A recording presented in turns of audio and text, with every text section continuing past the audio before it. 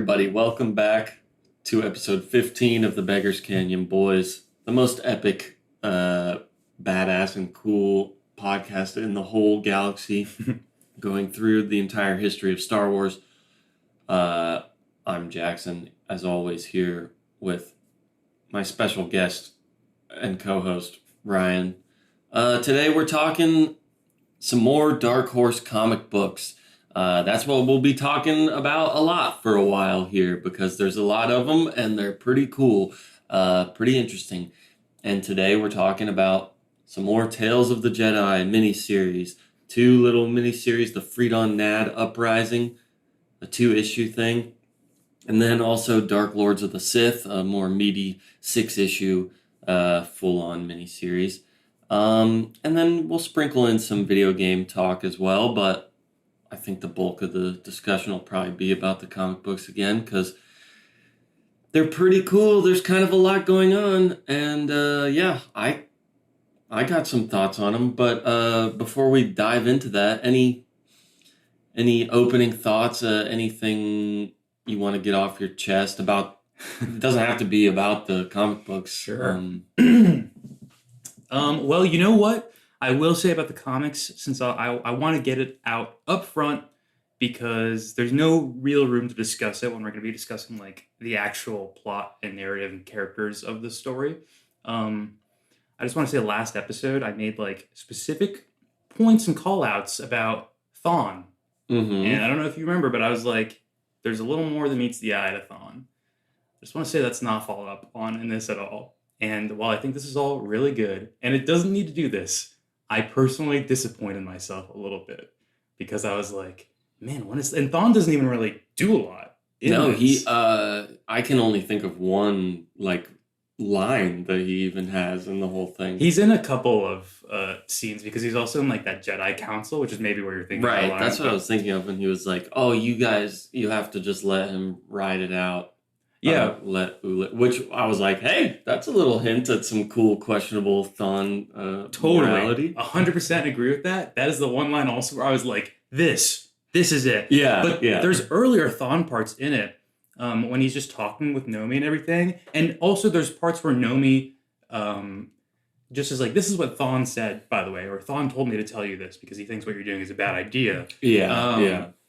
They all just like did not sound the same voice as Thawne, as maybe I had just built up in my head before from like taking my own tone with it because it's a comic, right, and I can't like actually hear it, you know? Sure. But, you know, there was that nefarious nature to it. And then it started to go away, then it was there again in the end, so yeah.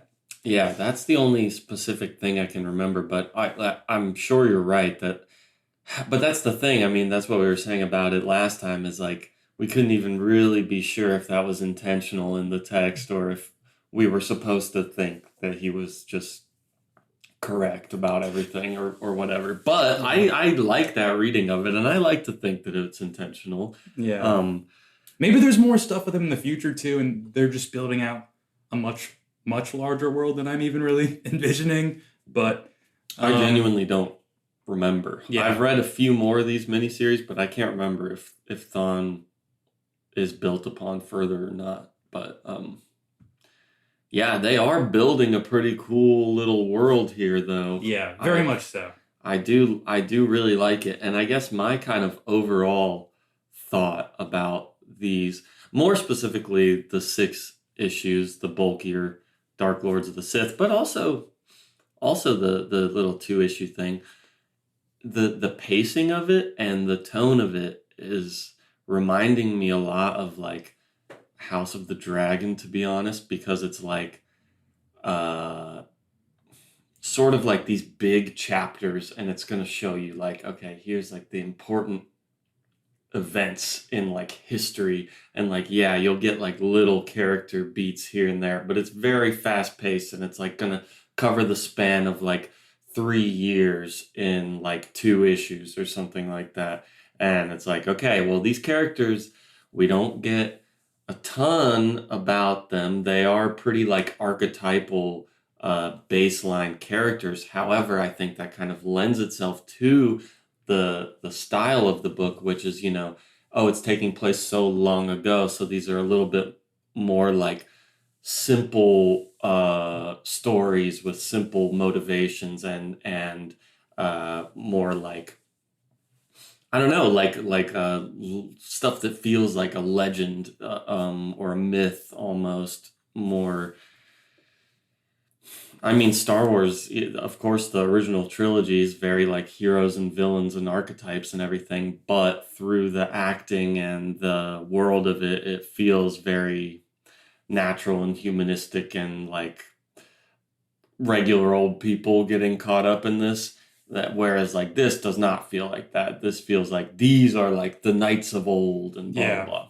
Anyway, I also will say, and just to clarify, my Thawne comment is really disconnected from my opinions on like this comic and story as a whole, because the first thing we read I liked it, but the second story I loved. I really thought it was a phenomenal read. That's awesome to hear. Yeah, I was just like super, super captivated. What I liked most about it though was this push and pull of like the dark side and light side, and just because I think it's very, very easy, like sort of what you were saying, to just be like, these are the good guys, these are the bad guys. But like, I don't know, there's a lot of good guys making a lot of terrible mistakes in the story. Yes, and like, yeah, really. I don't know. There's some things I was not expecting. You know, I was like, oh, I didn't know you guys would go this route. I sort of thought you were like setting up one thing, and then I don't know, crazy. True. You're right. I guess. Yeah, I don't necessarily mean.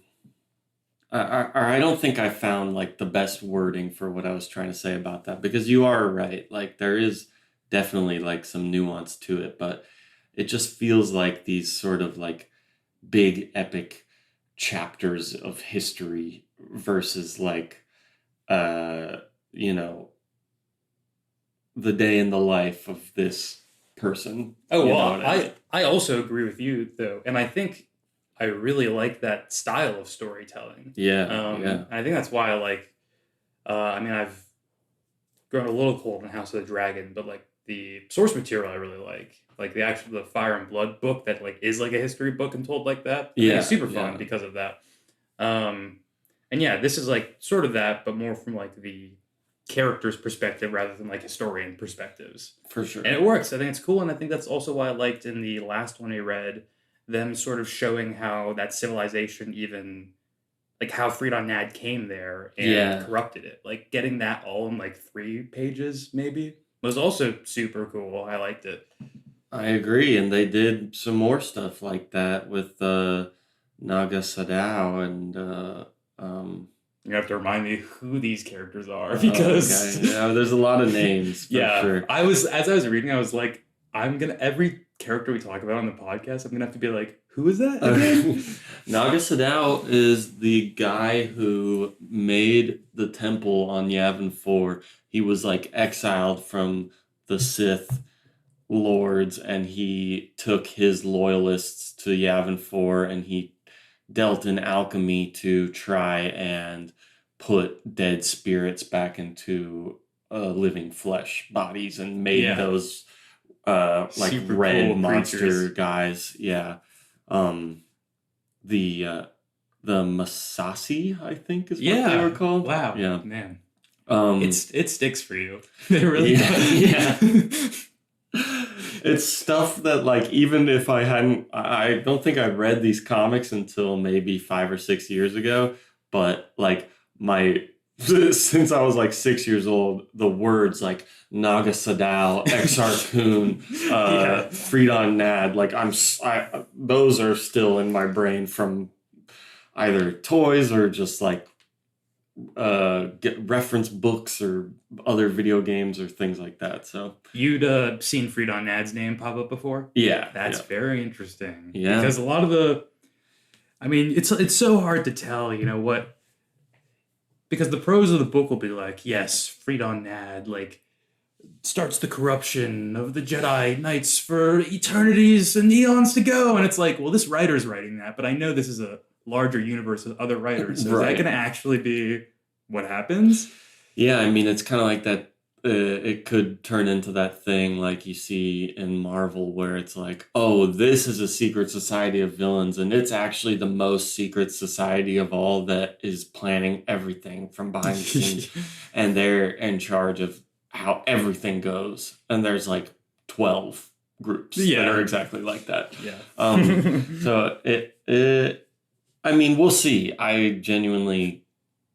I know some writers make efforts to like homogenize and make it all cohesive, and then others don't care about that as much. So it comes and goes with. Totally fine with them doing it. And like it makes sense also from like a marketing perspective and even a storytelling perspective. But it would be super cool, and I'd be super satisfied even if it was like this was just like Freedon Naad's effect on sort of one planet, you know? And that was the story, which I guess the first one kind of was expanding upon it and like the disease is spreading, but Yeah. Which man, I think that's a cool aspect of it though. Okay, so I guess we should break down a little bit what happens in these. The first one, the 2-issue miniseries, the Freedon Naad Uprising, is like a direct, pretty much conclusion of the first 6 issues that we read. And it's kind of it's good, but it's not super remarkable because it's just very like what you would expect a conclusion of that kind of thing to be. Like, yeah, the war happens, the dark side and the light side fight each other. That side of it is all pretty predictable. However, the interesting part is what they're setting up for the next series, which is where we are introduced to some cool characters, some cool Jedi characters who don't really do anything that interesting. Hey, that but one they lady look sees cool. in Force. Yes, she's awesome. Like as far as a design and a concept, she doesn't necessarily do that much. I know. I really wanted more from her. It was kind of disappointing. I also really want like some rhetorical explanation of what seeing in Force means to her. You know, it's very abstract for me to understand. I'm pretty sure, they're probably just getting the idea from like Luke putting the visor down when he's training with Obi-Wan and and Obi-Wan's like, you don't need your sight, like feel through the Force to see. I mean, not like that's an answer for what you're saying, but I'm just saying I'm assuming that's where they got that idea from. I know. In my head I was like, thinking of Daredevil as a comparison with like all that, but I was like, what? The Force is a different thing though entirely. So what is the sensory feeling associated with like living and seeing through the Force? I want more on that. Yeah, it might be more. Have you ever seen Dororo, the anime? Mm-mm. Well, not to get too sidetracked, but it's very good. There's a character in it who is blind for a lot of it, but can sort of just see with like energies, and it sees like, stuff with evil in their heart shows up as like a red blobby outline, and then like a pure gray white outline for like people who mean no harm or whatever and stuff like that. That does seem in line with like how some of the Force abilities to like sense someone's persona is, as we've seen. I think their master used it on what is the bad guy's name who becomes like a student of Freedon Naad? Exar Kun? Exar? Yeah. Mm-hmm. I think he uses it on him when like he shows up. I mean, I'm getting way ahead, but when he's like, I'm an archaeologist, Jedi archaeologist. And he's like, no, you're not. And he's like, oh, my master must have spoken to you. And he's like, no, I can just see it in the Force. yeah. Man, that was awesome. Yeah. There's so many. I love that we get to just see the world full of Jedis because there's so many different variations of them. And I love seeing the elder Jedis and the younger Jedis.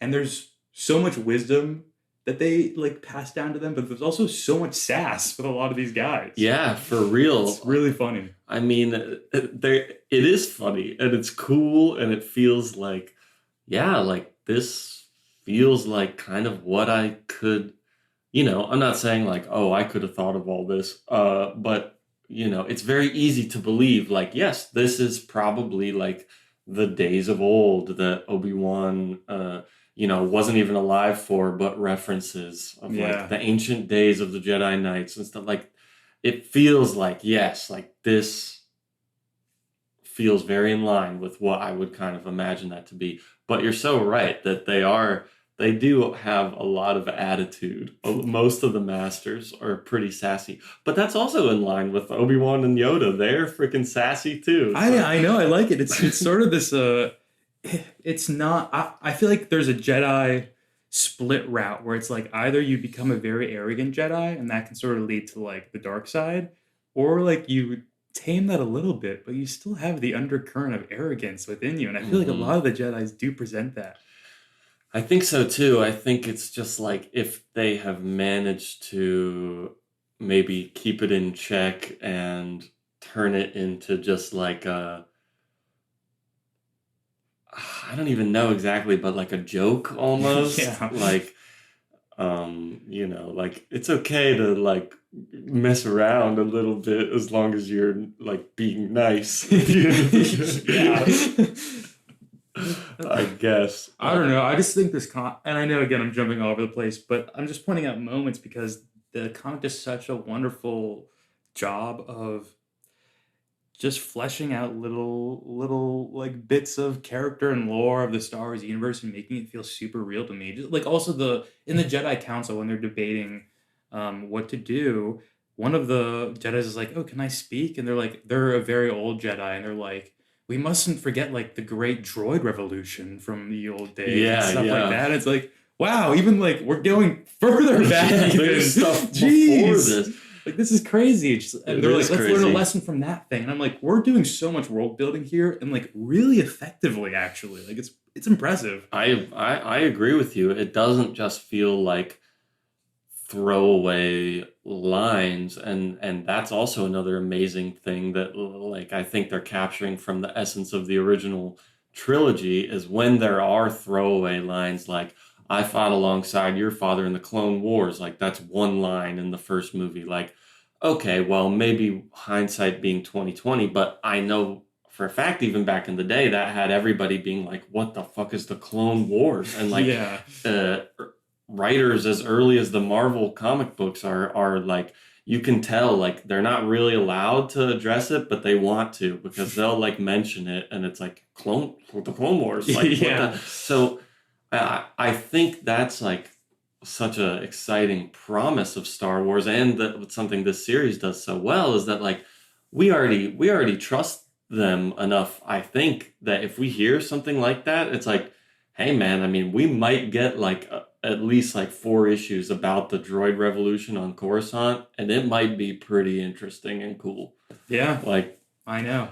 It just seems like it's almost just throwing up gifts for other writers. Yeah. Like, hey, if you want to take this one on at some point, it's there. Yeah.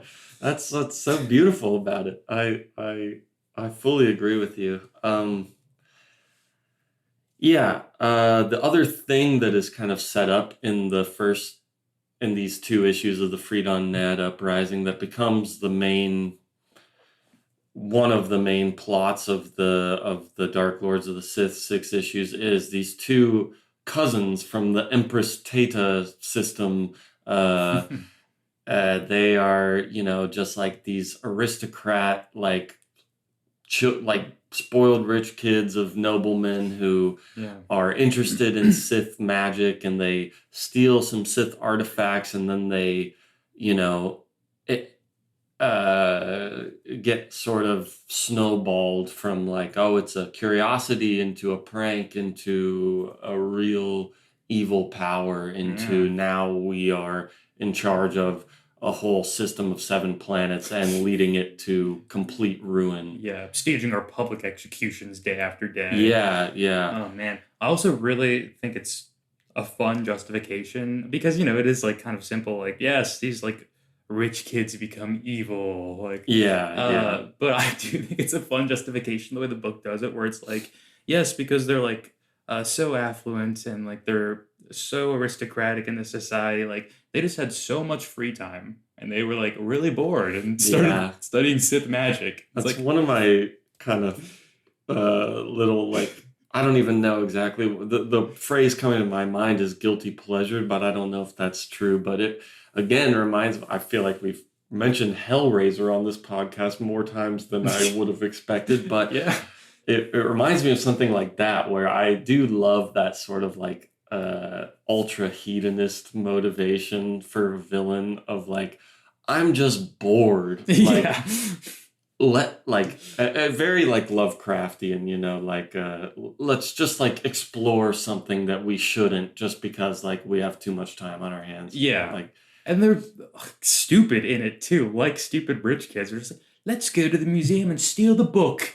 And like Yeah. they're just able to do it though, and that like sets it off. mm-hmm. Yeah, it's cool. Like there's some very like sinister feeling that they capture with it that makes it like pretty like yeah, like it's a motivation or a type of character that I've seen before, but it's believable and effectively executed, I think. Yeah, and I mean, when they actually are enacting their political coup against their parents, Yeah, which is also really funny.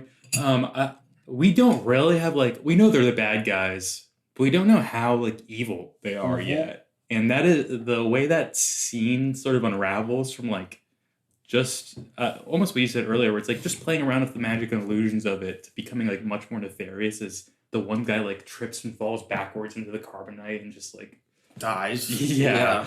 And then they're just like, hey, why don't we dip the other guy in the carbonite too? And it's like, Yeah. oh my God. It's kind of scary, like because there's like I think in the art like they capture a brief moment of I forget who, maybe Alima, the girl, like for a half second in her face, like, is this like too much? Well, it's probably already too late. We're gonna get in a lot of trouble if we stop now, so we have to keep going. Like, and it's like, wow, like that's pretty real right there. I will say a slight small criticism of the moment and like the escalation of it is I think that does it all really well. And then I think it would have the book end of like dipping their dad in the carbonite, the way it was described was like pretty horrifying. So I would have like cut there.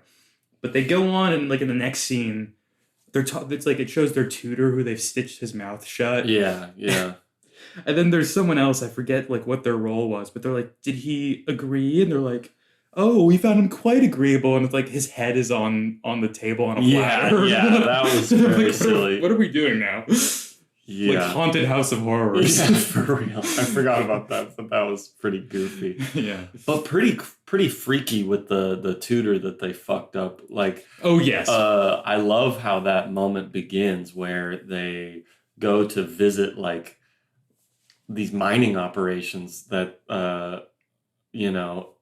is like the Empress Tata Systems main export or something, and they have to answer to this guy who oversees their mining operations and stuff, and then they're like, oh, the children are coming with their tutor. Oh, that's an unexpected field trip. Haha. And then they're like, I'm sure we won't mind. And then the other person is like, actually, I do mind. We're trying to do like a business meeting here. Why should like kids come? And then they come and they're like, oh, tutor, I hope you have a good reason for this. And then he just like barfs a snake out. Yeah. Right there.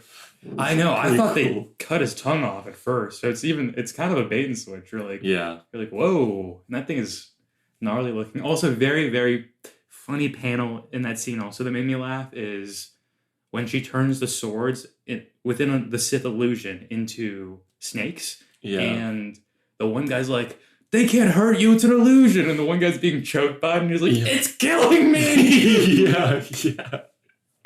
But then the narration says that, like, it actually is just in his head. But he does, like, go into, like, catatonic shock because of it. It was really fascinating, the way they, like, described everything. Yeah. But it's just fun. Really fun. I think it's funny that pretty much every time she uses the Sith magic, it's just snakes. Like, turning stuff into snakes. Dude, I was like, do they think we have goldfish memory between these issues? Like, because in the next issue, it's like she does it on the battlefield, I think, and it's posited like a really cool moment again. But it's kind of like we already saw you do this trick a few times now.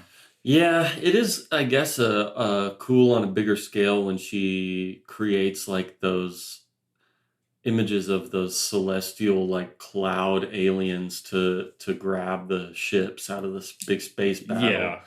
But then it's also like, but it was actually an illusion. It's like, right? No, I know. Yeah. Yeah. So those are kind of interesting characters.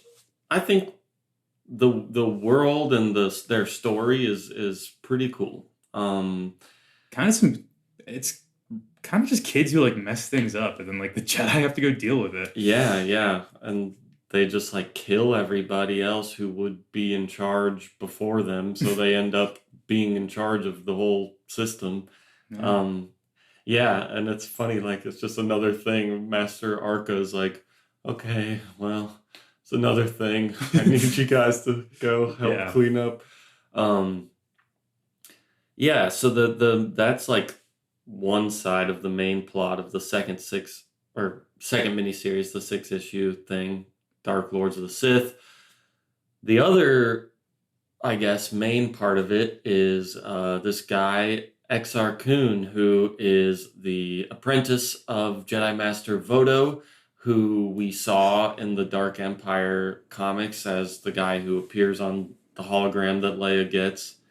So he's kind of our connection point between the series with the main characters and the back in the day series. He made me so sad throughout this story.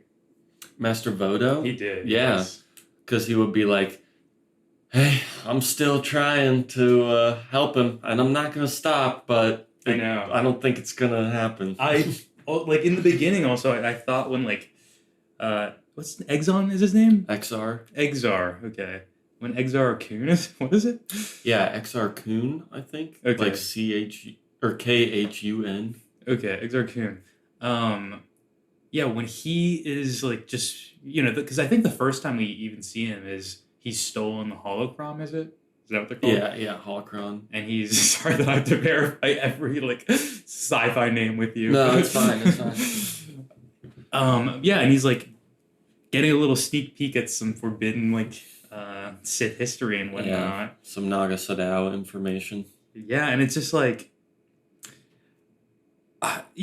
his master's firm with him there. And he's like, no, you can't do this. Like, let's actually study.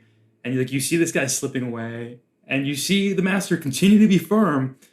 And then finally, when he slips away, though, this guy's like much softer all of a sudden, and like just because he was like so, I guess like firm in his wisdom. I did not think when Exon, what is his name? Exar. EXAR. Exar actually left, that he would like continue to care or try anything, Yeah. I mean, I already knew, like, when I first heard that name, I heard of him as a Sith Lord. So, like, I always knew he was going to become that before reading this. But, like, it is sad because there are many moments throughout his fall to the dark side where he keeps, like, apologizing to Master Vodo in moments where he's about to die, and he's like, I don't know why, but I can't access the light side of the Force right now, so I have to go to the dark side. I don't want to, but I have to. And it's like, well, you actually do want to, and that's why you can't access the good side, but like it is a very believable like place of deniability that he's put himself in.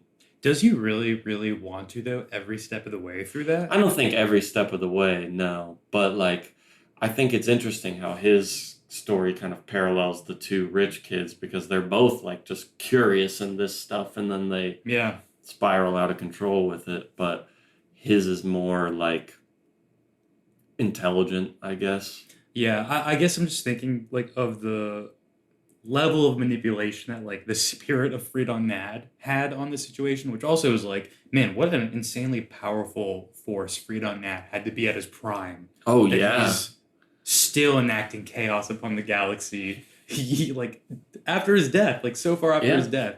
I mean, he started both of these guys. Well, the twin or the cousins and Exar Kun. He's who manipulated both of them. Oh yeah, and I guess we forgot to mention in the two-issue comic that we read, like even the guy, the king who was what was his name? Odin, Uh, or something the like. the husband of like the woman in the first one, or a more ancient king guy. No, the king who was like stopping the battle meditation of like Nomi at the end of the first one we read. Yeah. Okay. Yeah. Okay. Yeah. That guy, because he was like, yeah, my father's father had been taught by Freedon Naad. He was being taught by Freedon Naad, and then he helped usher in the two rich kids Yeah. of Freedon Naad, Yeah. like through that guy basically. You're right. Wow. Yeah. So you're absolutely correct. Very manipulative, powerful guy, and I really like how he manipulates Exar Kun. That is really cool because You're sick. I just think I don't actually like it. I think it's an interesting story because he really his only we find out by the end that he doesn't give a fuck about any of this other than he's just trying to uncover the studying that Naga Sadao was doing so that he can get his spirit back into a physical body and like be powerful again. Which is also what I didn't want to get to it earlier because I thought we'd be jumping way too far ahead. Yeah, I mean this is like right at the end of it all. Yeah, but I did want to say that when it came to like the subversion of expectations of the comic, because I thought they would sort of just follow that route and like we get sort of the resurrection of Freedon Naad or like the convergence of Freedon Naad in another body. Mm-hmm. But they don't do that. No. They just completely move away from it in like kind of a cataclysmic way that's kind of awesome. He like destroys the Force ghost of Freedon Naad. Yeah, second death. Yeah, we didn't even know that was possible. I know. I was embarrassed for him. I was like, dude, I'll tell you what, if I die one time, I'm gonna have learned my lesson. I'm never gonna die again. No, second death. And I mean, how do you let somebody get powerful enough to kill you like that? Yeah, you know? it's also kind of becomes embarrassing for Freedon Naad because as Exar's like moving on Yavin 4, like building the towers and everything, getting like as much power as he can consolidate.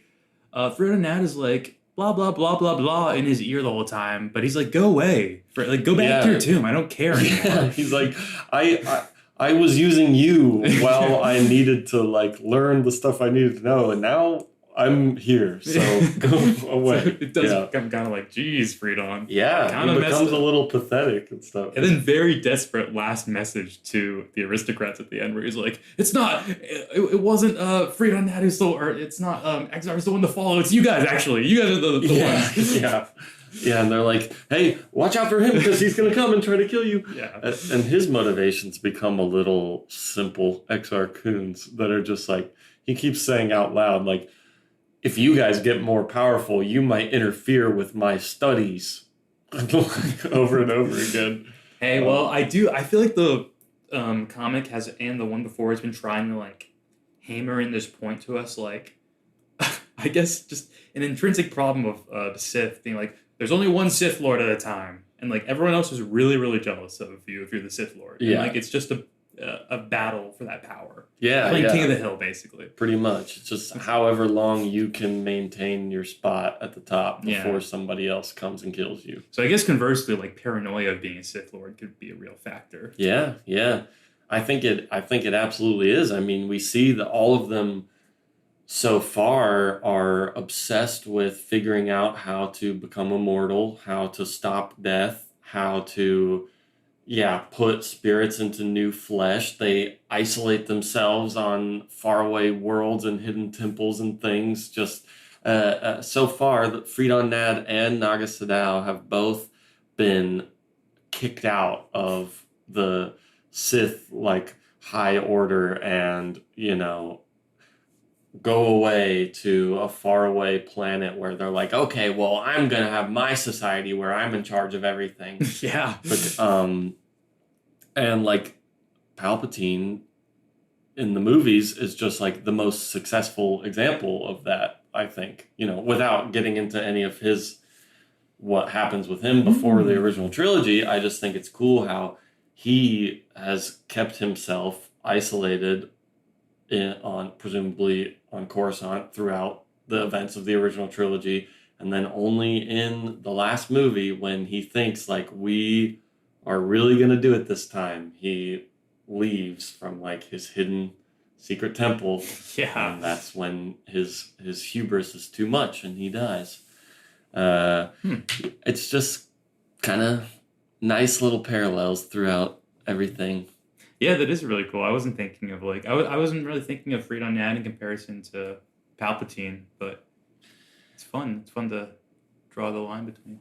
I mean, and I guess that would be like the most successful example for a Sith is like when there would be nobody else to really compete with him. I mean, yeah, you've got Vader and Luke and stuff, but that's why he's like so obsessed with having them under his control. And it's like, hey, I'm probably the most successful Sith to ever do it because there's only like 2 or 3 guys I need to worry about. Whereas like there's thousands of Jedi back in these days. And speaking of Palpatine, we do get a little lightning action in this comic too. Yeah. Even. Nice little homage to the anger of him there. That was cool. Mm-hmm. More Freedon Naad manipulation, but you like that. So. Yeah, I do. But that also is the moment that I was saying where like, man, it really, I guess he had already turned to the dark side, so that's why he's just ultimately screwed. But when his body is shattered in that cave, like the entrance is blocked, and he's like he needs help, but he can't reach out to the light side, his master or anything, and like his only option to survive is the dark side. And when he accepts it, Freedon Naad's like, no, you don't. Yeah. Accept it. And it's like, and he has to do it like 3 times before he's like, I accept the dark side. And it's like he actually gets angry, and it pushes him to a place where it would be hard to like go back on it. Yeah. It's pretty cool. He's pretty funny after that too, though, because him and Freedon Naad have the funniest, like, almost like dating relationship, but like a couple that hates each other. Yeah, you're right. Because Freedon. Oh man, whatever. Okay, I forget like what my whole point with that was. That's okay. I do agree with you though, and it kind of seems like Freedon Naad is like, hey, I might like stop existing if you stop talking to me, kind of thing. Yeah. I think I didn't even necessarily dislike this part. I'd like to hear your thoughts about it, but personally, I think the least interesting part about this was the stuff with Ulic Qel-Dromo and him. So Master Arca dies like halfway through the second miniseries. Lame death too, right? Yeah. It was just like there's like a droid invasion on this planet where the Jedi are trying to like plan how to deal with the Empress Theta system. Also, like Dark Force infused droids, was it right? I believe so. Okay.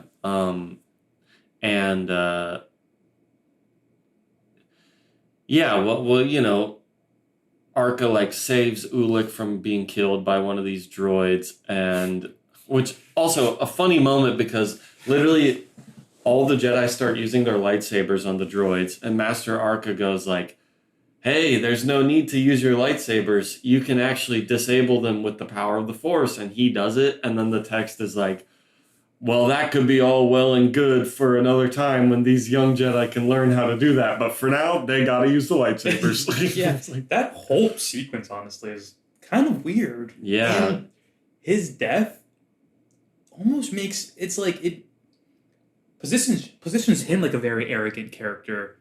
Like he had to learn some moral lesson in his death because it's ironic or something. I don't know, it was weird.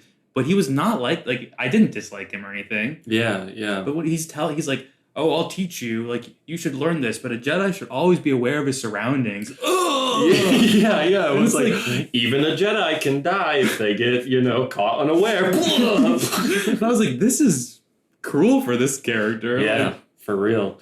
Pretty unceremonious for a guy who's been, like, our main, like, point of wisdom throughout these books so and far. A super powerful Jedi. Yeah. We've seen it exemplified a few times. Yeah, he like changed the tides of whole like citywide battles and stuff. Yeah. So foundationally with this whole arc, I've got a real problem. Yeah, I mean, I agree with you, to be honest. And then I think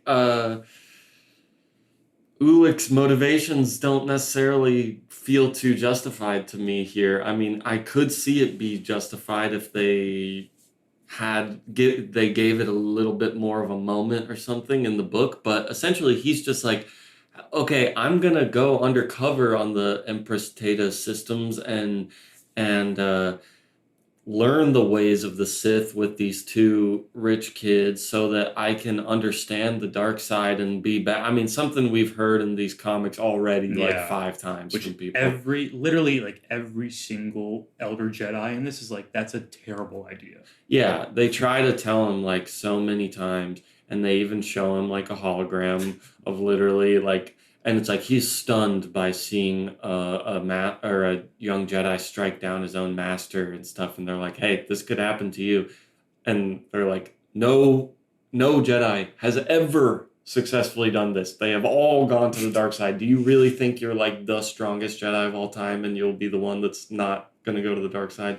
Which also kind of makes us be like, oh, I guess Luke is the most powerful Jedi of all time because he does do that in the comic we were reading before. Hey, I don't know if I've even seen Luke at his peak yet, so... Yeah. You know? But,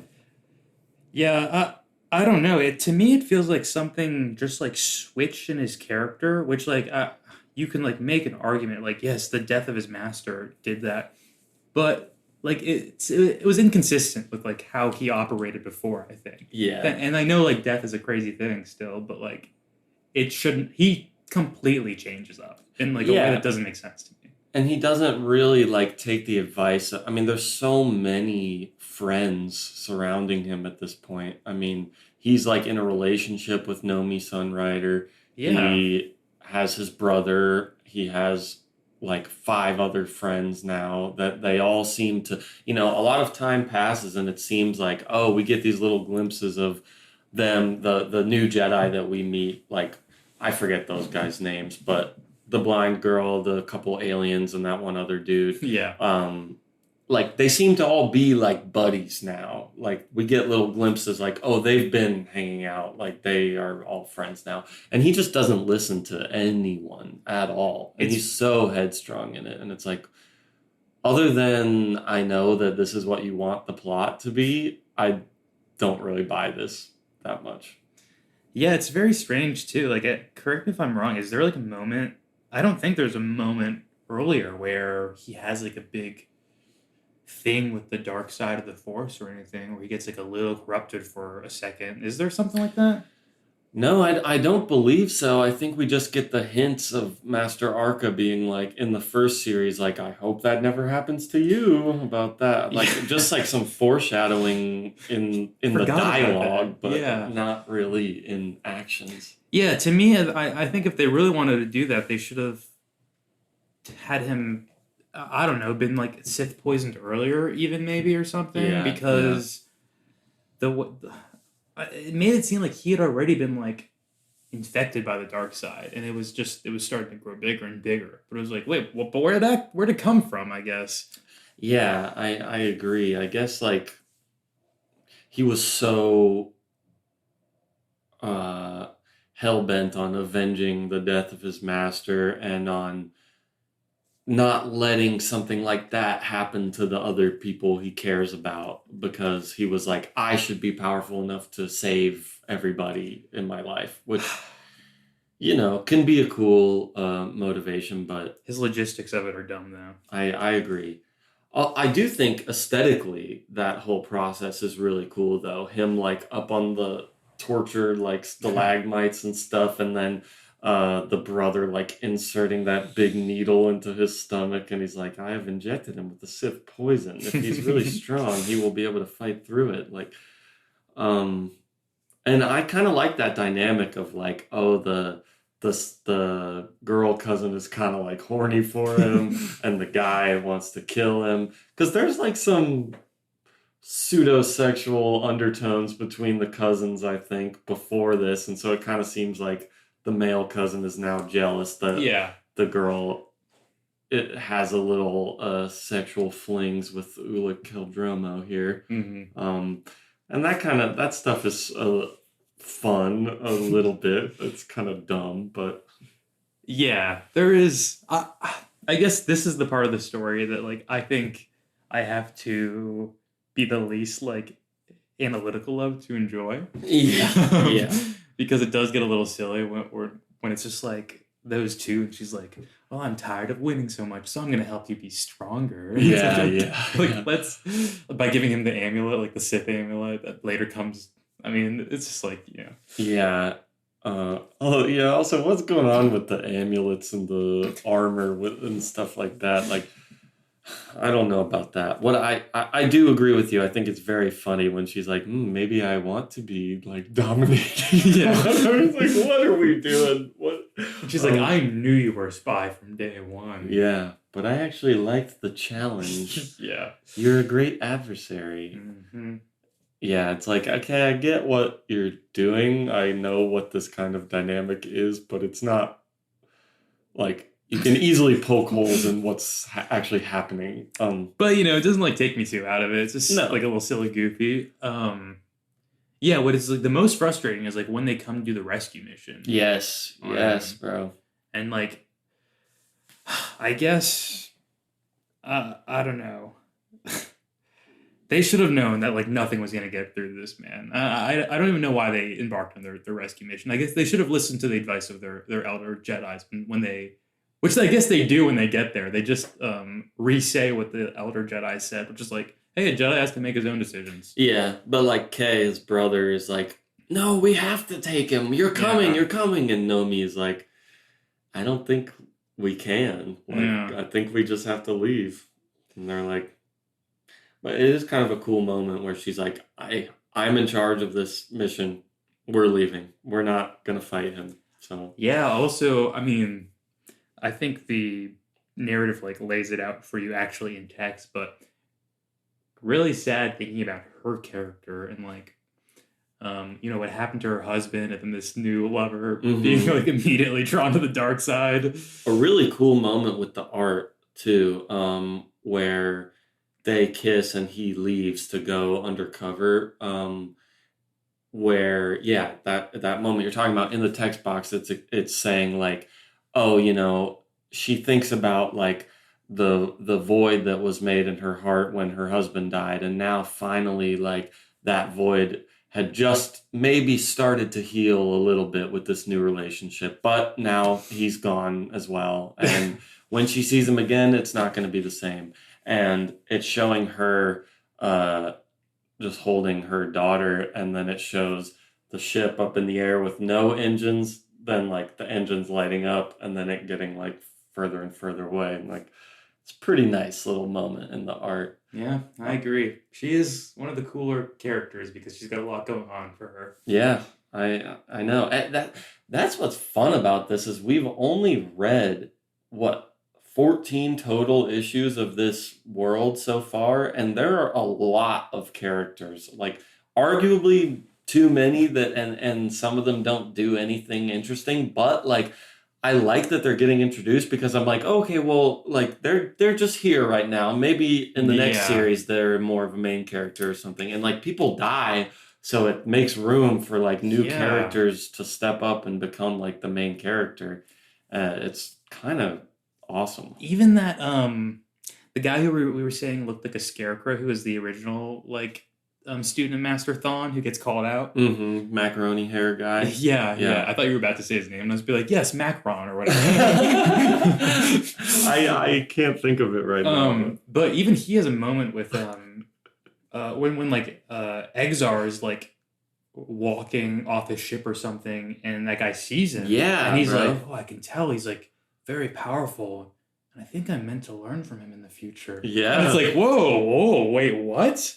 Like, yeah, because we were talking before about like, okay, like that guy's around, but he doesn't really do much, and it's like, okay, just a little tease, like, hey, maybe next series he becomes more of a central focus. To me, that's such a interesting tease for that guy, though. Yeah, I'm like, that guy's gonna go like be the student of this dark Jedi now, who's also already been given like Unlik, what is his name? What's the guy whose name who goes to the Karth or whatever? The like main character, Yeah. Ulick Ulick, yes. Yeah, Okay. I forgot what I was saying because I'm trying to remember all these names. Well, I'm so sorry. no, it's okay. You were saying like, oh, he's like set up as the apprentice of Exar Kun by the end of this. Yes, yeah. that's it. Sorry, yeah. So I'm just like curious, like what the triangle dynamic between those three is gonna be. Yeah, me too. Just really not characters I expected to be interacting too much. I agree, and it's like, man, they'll.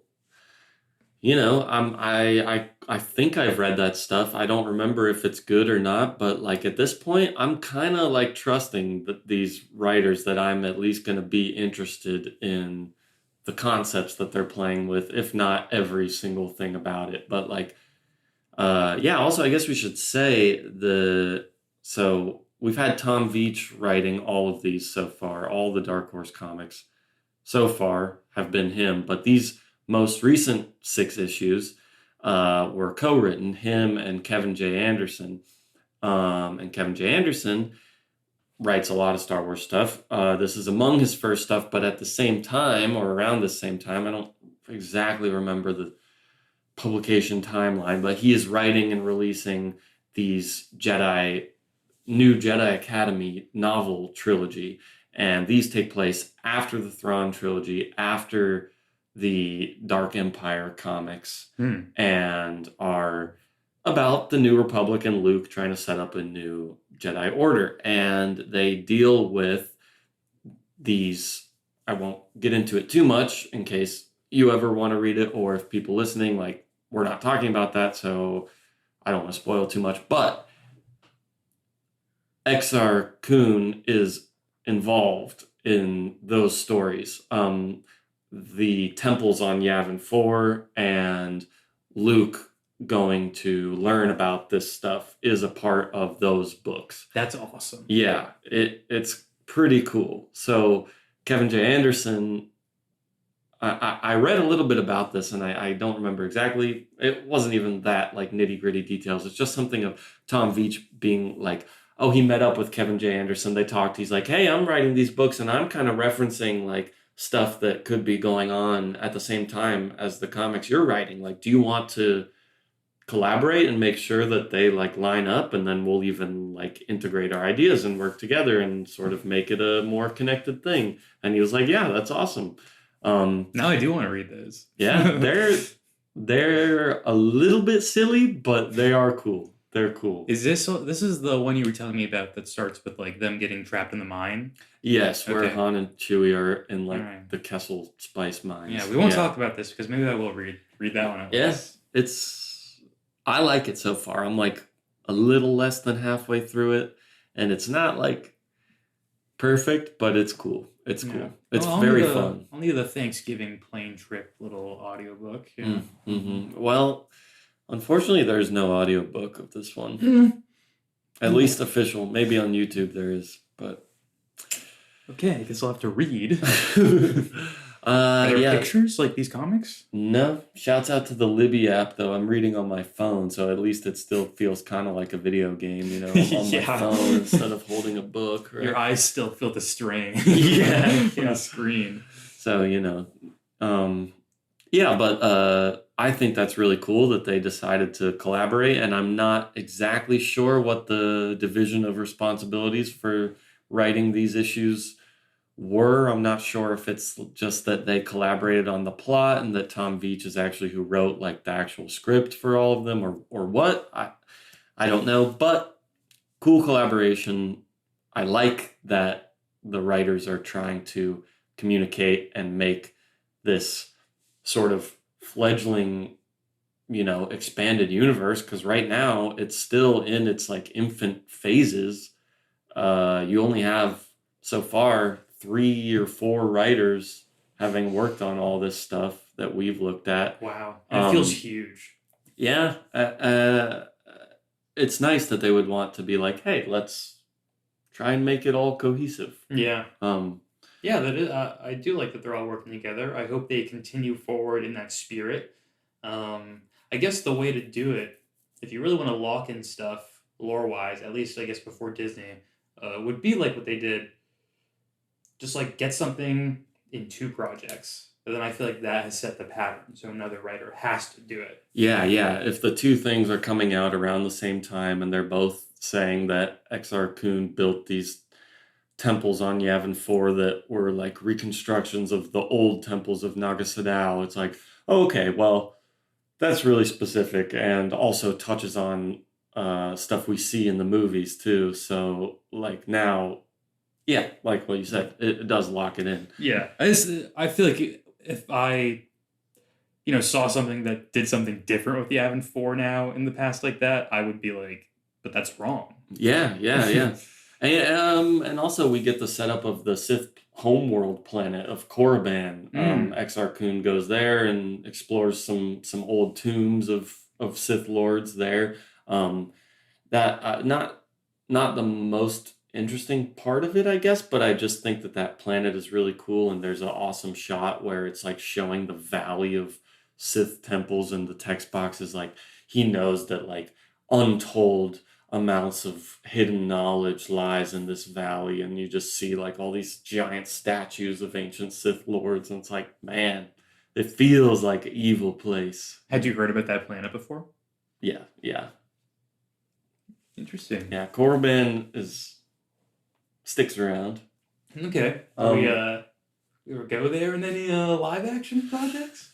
I don't know. I won't say nothing. All right. All right. But that feels like just the way it was described feels like something. It's like a candy shop, like for writers. Yeah. Feels like it'd be very dangerous to go there. But you could have some kind of pretty overpowered artifacts there if you wanted to. Mm-hmm.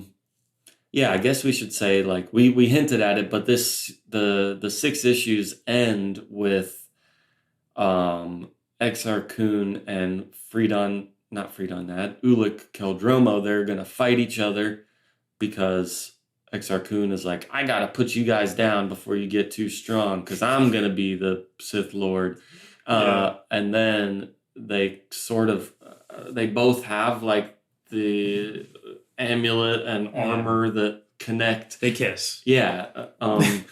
And these ancient Sith Lord energies appear, and they're like touch their foreheads, and they're like, okay, you are the master and you will be his student, and they mark them on the foreheads with like this little blue and red star thing on their foreheads, and it's like, okay, and now that's the end of the series. Yeah. You're his apprentice now. Pretty funny that they just fall in line to that too. And they're like, yeah. It's like, oh, okay. I guess like Ulic's completely abandoning what he was doing, and then I guess it's fine for Exar, I guess. He's Sith Lord. But also he didn't really want an apprentice. No, I don't think so, but I guess they were manipulated by the Sith. I did think that was another cool thing too. Exar Kun on Yavin 4 is experimenting with the stuff that Naga Sadao had done, and he puts the priest of the Masasi people into like this conversion chamber thing to turn him, and he's like, oh, this will allow you to become like fulfill your Sith energies and blah blah blah. But really, it just turns him into like this like giant disgusting monster that doesn't really come back yet. Why don't I remember this? It's pretty isolated, and it doesn't, like, this monster is introduced and then never shown again, so I'm assuming maybe that will come up later. But so like a full page spread of this thing? No, it was maybe like this whole scene is like 2 pages and then they move on. Okay, I'll look at it later. But it's cool art. I guess that's what I would say about the art is like, I think the page layouts are really good for the most part. Pretty dynamic and interesting ways that it makes your eyes flow along. I think faces specifically, I think it's Chris Gossett who's doing the first 5 of these 6 issues of the Dark Lords of the Sith. the faces are really whack, like not good. And I was like, man, my girl Nomi was way better looking in the last series. Oh no. Nah, that's okay. But I did take some Bad face shots here. no, actually some cool screenshots Oh, that I okay. wanted to highlight. So yeah, I mean, I guess there's nothing else to say other than these are cool, but the covers of all of these are fucking awesome. Yeah, they have been consistently for all these series, really, too. Yeah, this one is so sick because okay, so for the 2-issue miniseries, the Freedon Naad Uprising, the first issue is like Freedon Naad or not Freedon Naad, some other guy that just shows up, who's like some Sith apprentice in his like black armor that's really fucking cool Oh, looking yeah. with all these Freedon Naad like flags behind him. That's like the cover of the first issue. Then the second issues are 3 like Jedi busting through all the flags and like burning it down. And they're like, no.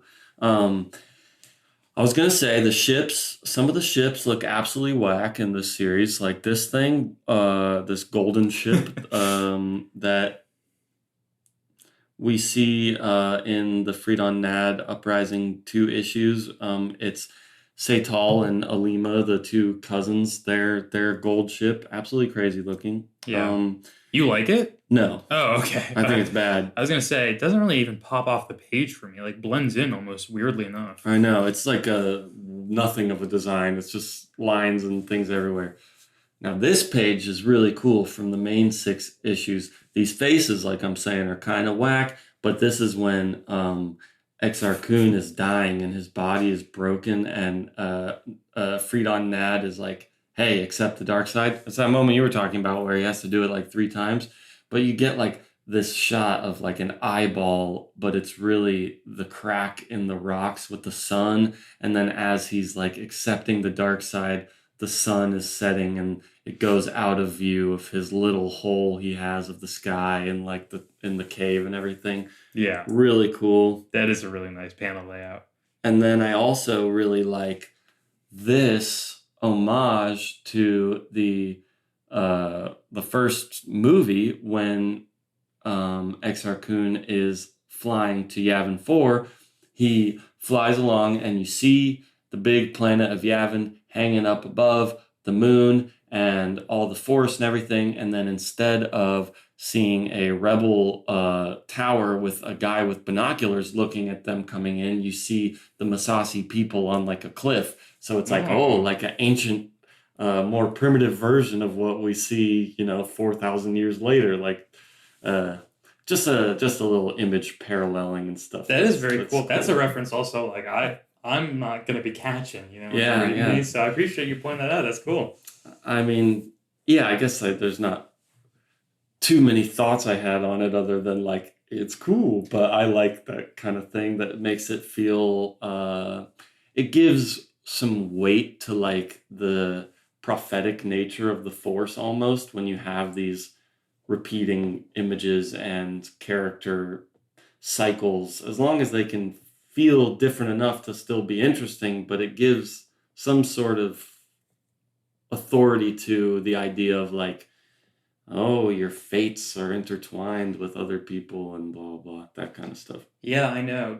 This Jedi stuff gets me thinking so much about this, and I maybe I brought this up before, but do you know like what? Maybe this is like weird, too non-explored in like the Jedi world, but like they all seem very like predeterminist about things, Yeah. And it's like, is that like the ideological path they believe in, like, or like do they acknowledge the free will, or? Well, yes, I think they trust in the Force, and it is a vague thing sometimes more than others, but I think in general it's like, oh, we get like these senses of this person is supposed to be in this place. I don't know what's going to happen, but they're supposed to be there. Or like your destiny is tied with this person. Like you will have an important relationship with this person. I don't know what that's going to be, but I know that like you will interact with them and have an important relationship. It's not that I think you should or shouldn't. It's just that it will happen. So like, there's no point in fighting that. So yeah, like there's a weird line. It's like, well, big things maybe you don't have free will over, but the specifics that how you navigate them. I mean, I don't know. I don't actually know. Yeah, I guess my question would be when it comes to even the specifics of it, though. Like, have we seen instances yet where like someone is given sort of a label by another character like that, and then they divert from it, and it becomes incorrect because of an action they made to change? Because we always see the characters being like, "You cannot do this. Like, you'll go down the dark way." It's like I could see it. But it's like, well, if it's already something you're seeing, is you saying that just like a fool's act? Like, yeah, like should we just always trust what when they say like we see this happening? Like, yeah, it will happen for sure. So like, listen to them. So far, it seems to be the case. The only thing I can think of is Luke and Obi-Wan talking in Return of the Jedi right after Yoda dies, and he's just talking to Obi-Wan on the log for a second, and they say something like, hey, like, you have to defeat Vader. You have to confront him and defeat him, or else, like, that's the only way that, like, the dark side doesn't win. And he's like, but I don't think, like, I think I can turn him to the good side. And Obi-Wan's like, no, it's too late, because like I also thought that and I couldn't do it. And it's like a little bit like you're talking about of arrogance, or a little too much self-assuredness in their own righteousness of the Jedi, being like no, listen to us, like we know. And then Luke is actually right about that one. Mm-hmm. But then even that is still a little questionable, because they use language like, hey, we know that you have to like confront him and defeat him. We never said that you were like going to kill him or whatever. And technically he does confront and defeat Vader by turning him to the good side of the Force and everything. So sure, it's all kind of nebulous, I think. Yeah. I guess I wonder for these characters that are going down the dark side of the Force too, who have been like labeled as like, you are going to be like a dark side person. Like, do they have a Vader shot? Can they be pulled out of it too? Or is it like, I kind of think they can. Mm-hmm. Especially like in that scene we get of the Jedi Council meeting in this comic, where even Vodo is talking about like, well, they say stuff like, hey, it's really hard to like convince somebody to stop using the dark side. Like normally they have to like come to that conclusion themselves, and you're not really going to be able to convince them. Yeah.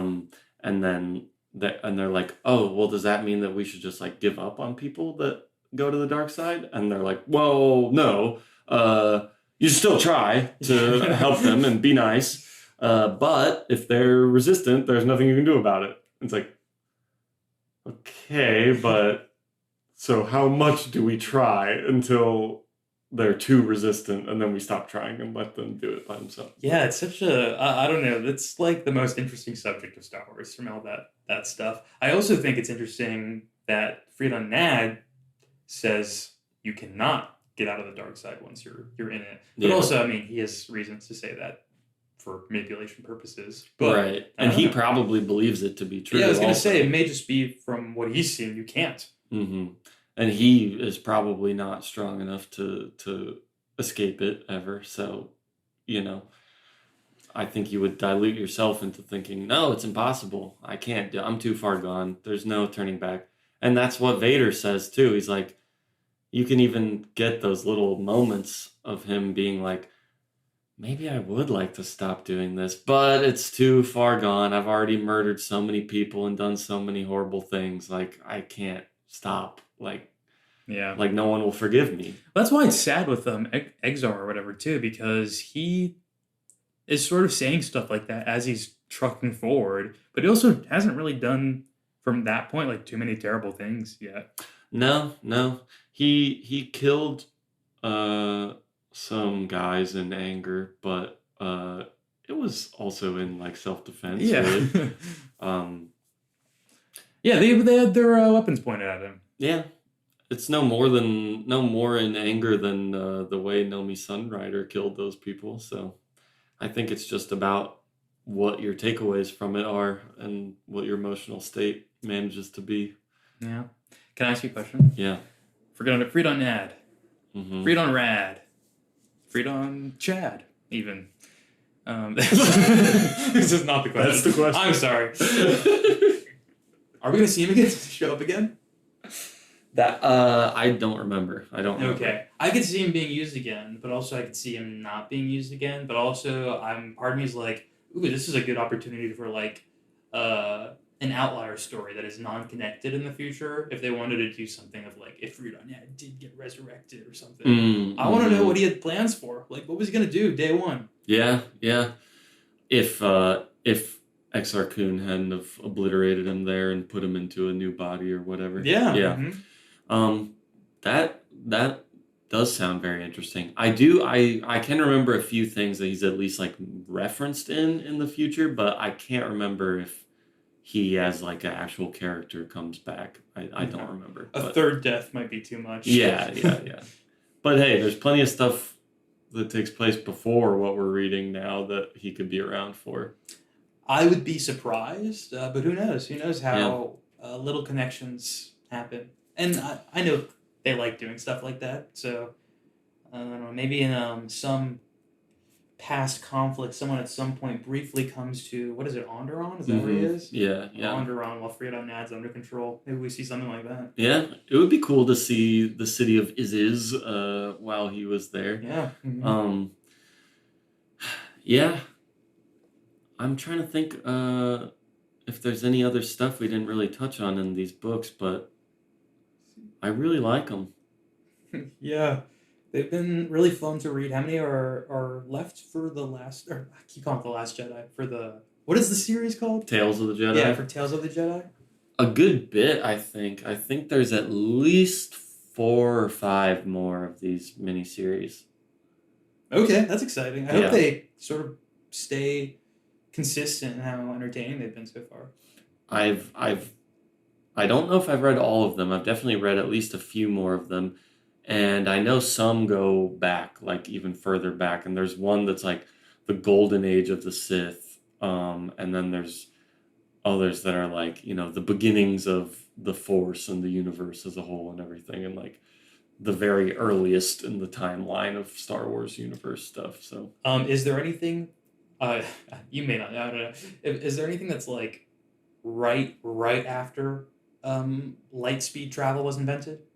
Yeah, I think I guess don't quote me on it. I could be wrong, but from my memory, there's a miniseries I'm thinking of that is like the earliest in the timeline that is kind of about that, the invention of light side travel. Maybe we talk about this. Light speed travel, I mean. Okay, that sounds cool though. I could be wrong. I can't really remember, but I know it deals with that at least somewhat. And they even make reference to it in this miniseries. They say something about the old hyperspace wars or something, and I think that's what it is. There's been a couple things about like how the invention of lightspeed really blew everything up, which that makes sense obviously, but like I just think it's cool, and I want to see the I mean, it kind of feels Wild West in a way sometimes, but I want to see the real Wild West of the galaxy. You know? Mm-hmm.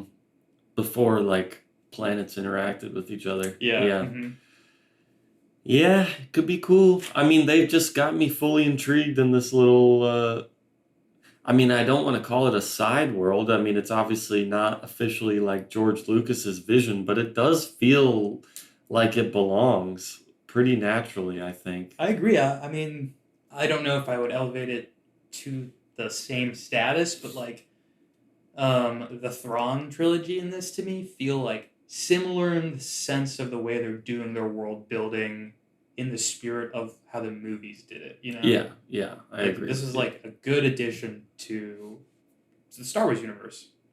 Yeah, I very much agree with you. And like you said, many, many volleys in here for other writers to run with if they feel like it.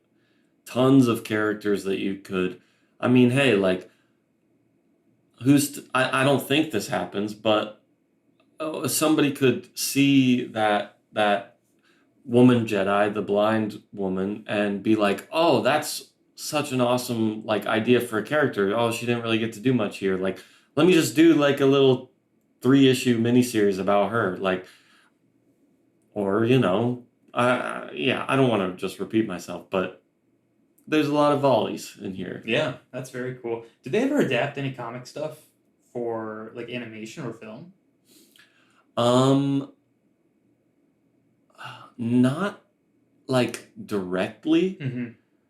but Those cool things. it's kind of interesting, yeah, because like the only things I can think of that are directly adapted are, I guess, well, no, that's such a generalization. I'm not going to say that, but like,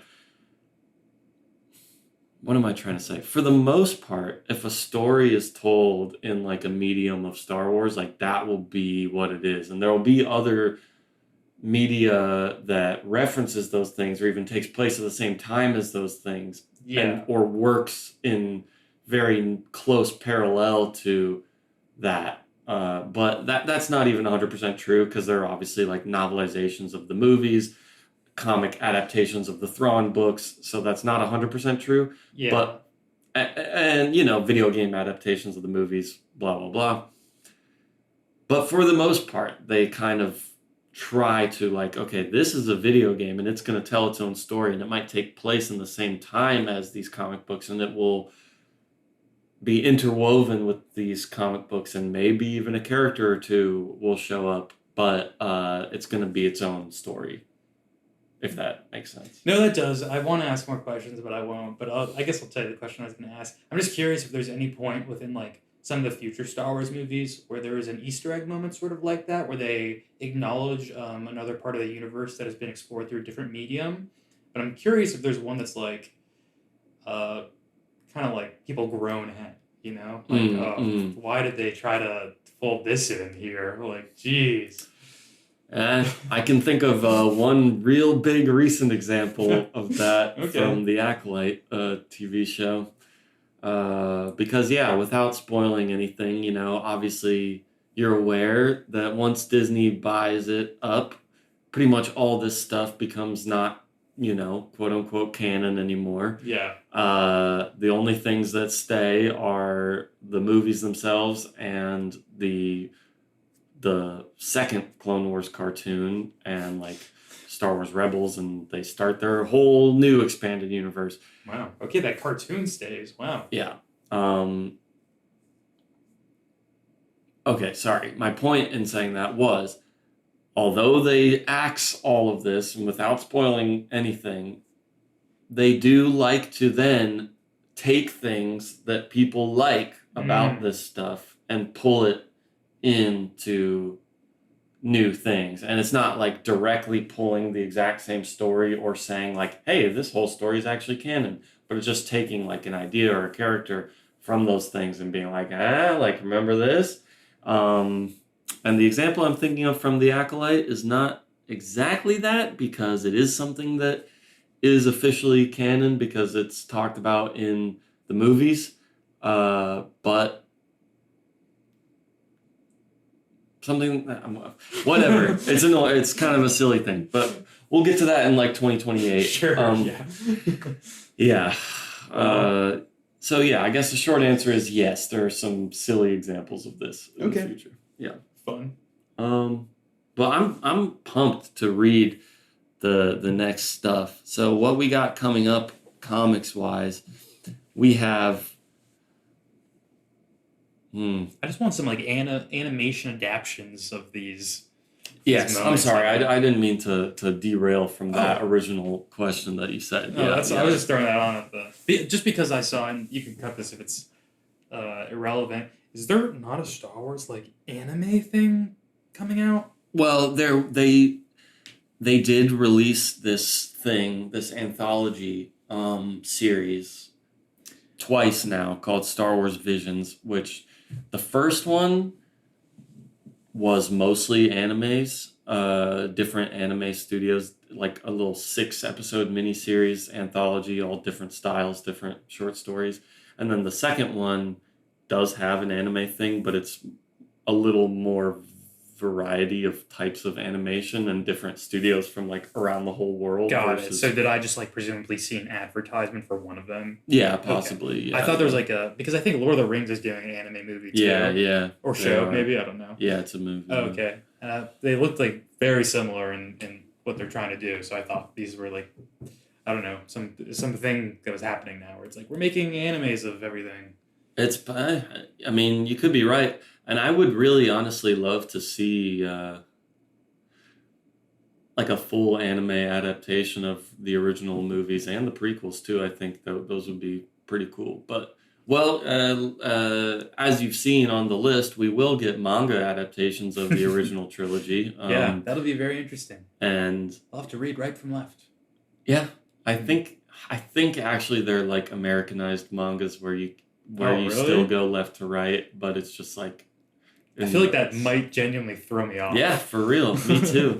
If I see that art style, my eyes immediately are like, okay, here we go. Yeah. Other way. Oh. I know. Because I read like half of the first issue of the New Hope one, and it's very cool. Just seeing like the ships and designs and things in that manga style is cool. Oh, yeah. I think.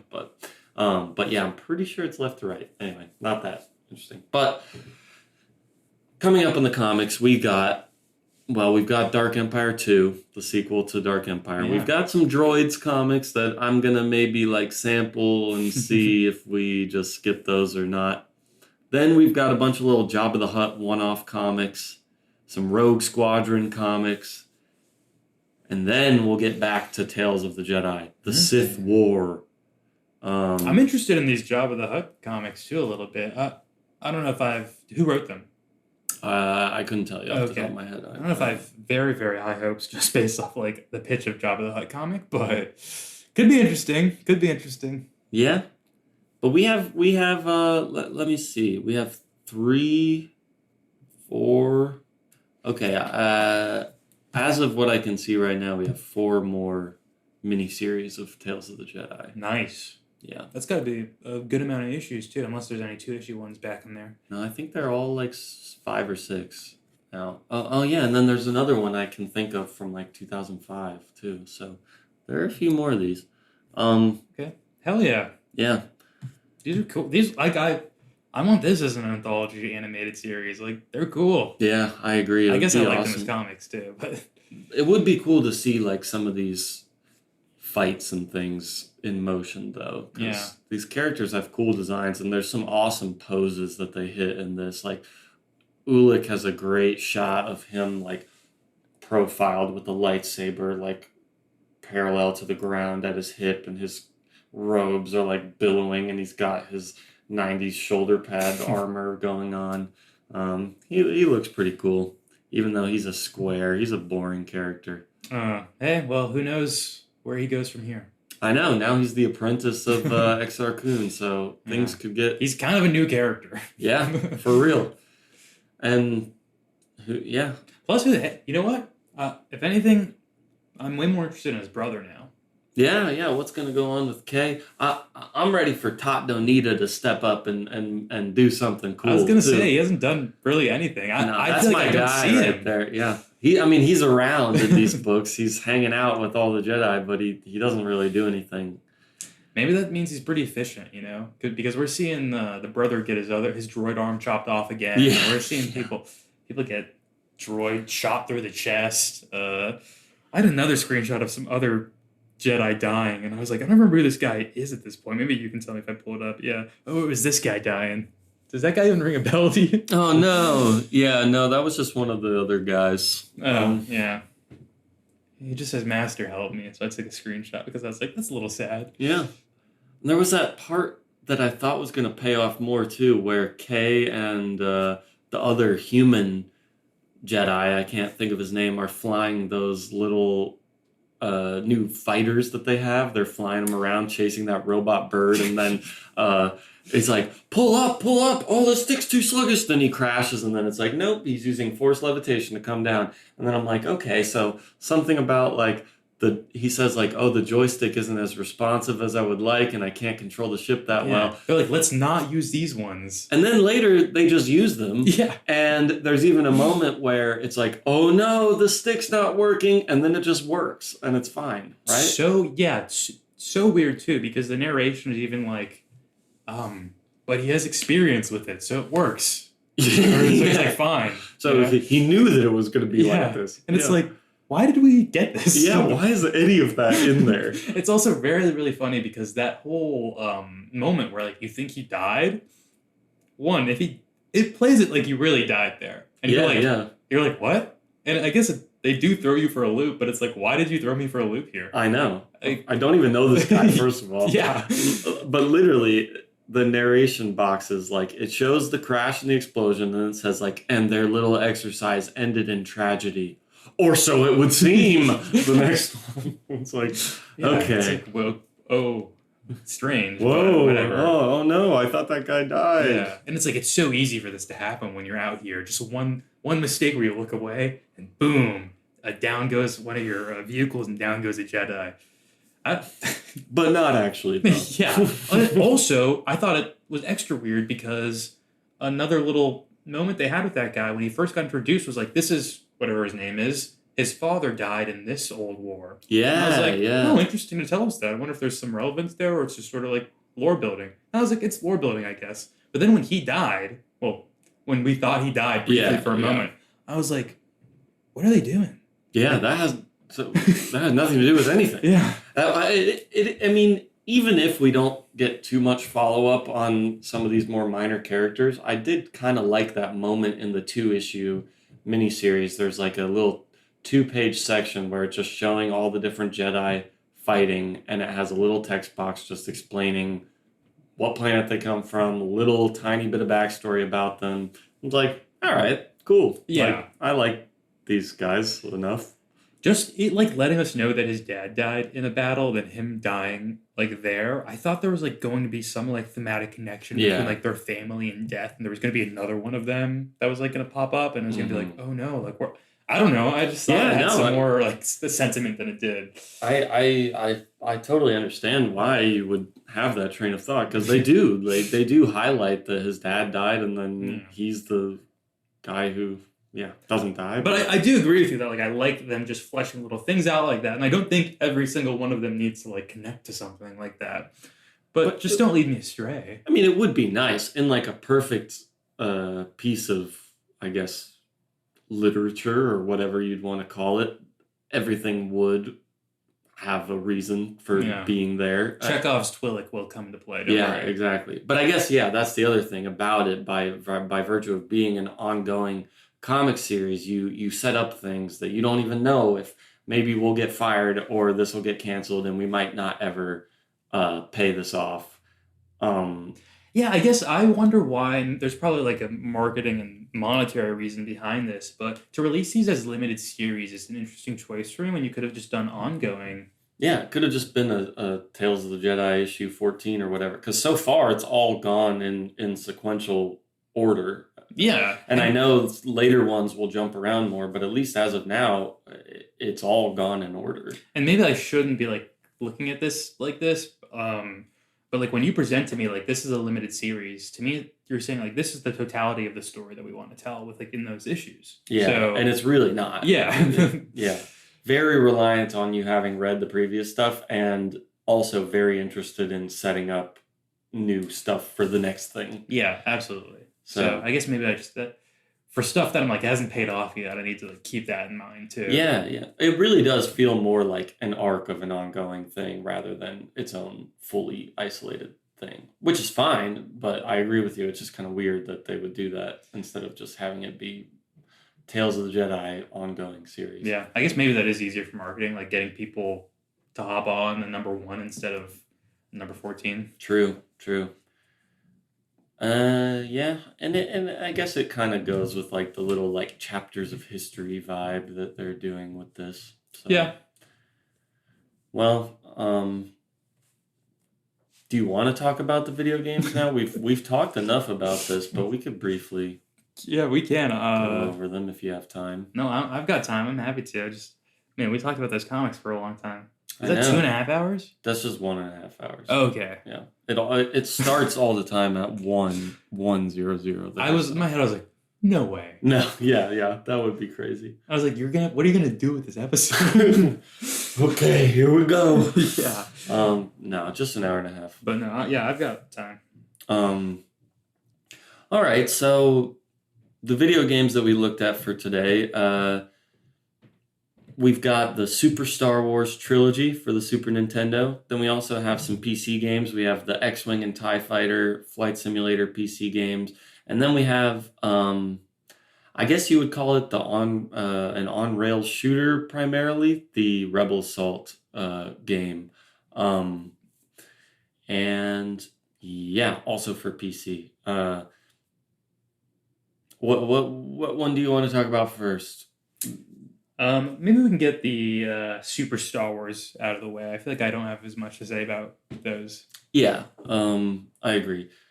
These are pretty solid arcade action side-scrolling platformer games for the Super Nintendo. They all released 1 year after the other in a trilogy covering the 3 original movies, and they're pretty fun. I would say positive things. The sprite work and the pixel art, the backgrounds, all of the like environments that you're in, the music, the sounds, the animations, all that stuff is really solid and makes it very enjoyable to play and even just watch videos of someone playing it. Like, the look of it is like, yes, this is what I would want from like a 16-bit Star Wars vibe look.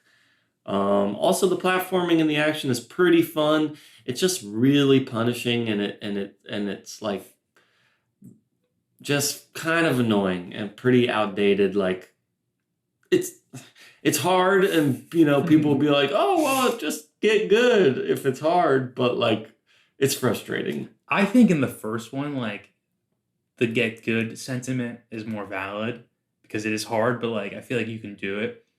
The second one felt really hard for me, like to a degree where I was getting so frustrated playing that I was like, I'm not continuing this anymore. I don't need to keep, especially with like the save points of older systems and whatnot. Just like I was like, I'm not gonna just keep falling in the snow and dying over and over again. Yeah, dude, I fully understand you because it is truly that outdated sense where, okay, if you die enough times, like, you're done. And also it has the system of getting upgrades to your health and your gun as you go through the level. And if you die, even if you come back to life at a checkpoint, you've lost all the progress you've made on upgrading your gun, which can be very essential for like late parts in the level to have like the 4th or 5th level of the blaster at that point, with like homing missiles or whatever. Yeah.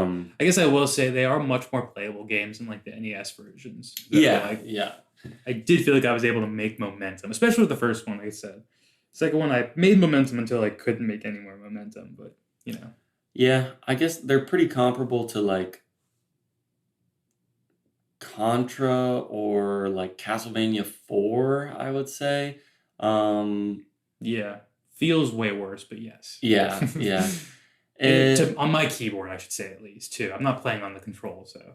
Yeah, I was playing on the PS5 controller, and I think I also did try to play it on my keyboard at first, and it felt way better with the controller, especially because you have to do a lot of diagonal pressing to do like the flip jump and stuff. Yeah, which that was fun. I was able to just like really wreck a lot of enemies just like spamming that flip jump. Yes, yeah, with the lightsaber. Yes. Yeah, that is really fun.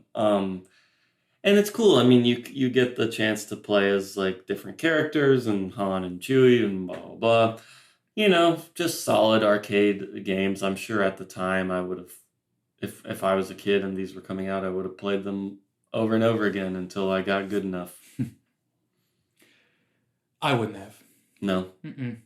Okay. Well, I did have an Indiana Jones game for an SNES though, by the way. I just remembered that.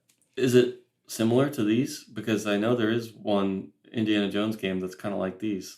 I remember like you start off and you're maybe in a cave or underground system. I don't know where they go in Indiana Jones. And like you have your whip and you can like swing off the walls and like you go over ledges as you swing with it. Similar art style, yeah. So it is, yeah, kind of like that Castlevania 4 whip chain. It's like swinging Castlevania and stuff. Yeah. Nice. That's. I think I've seen like a video about that game. It looks cool. Sorry, just random. But no. That's fine. Harrison Ford.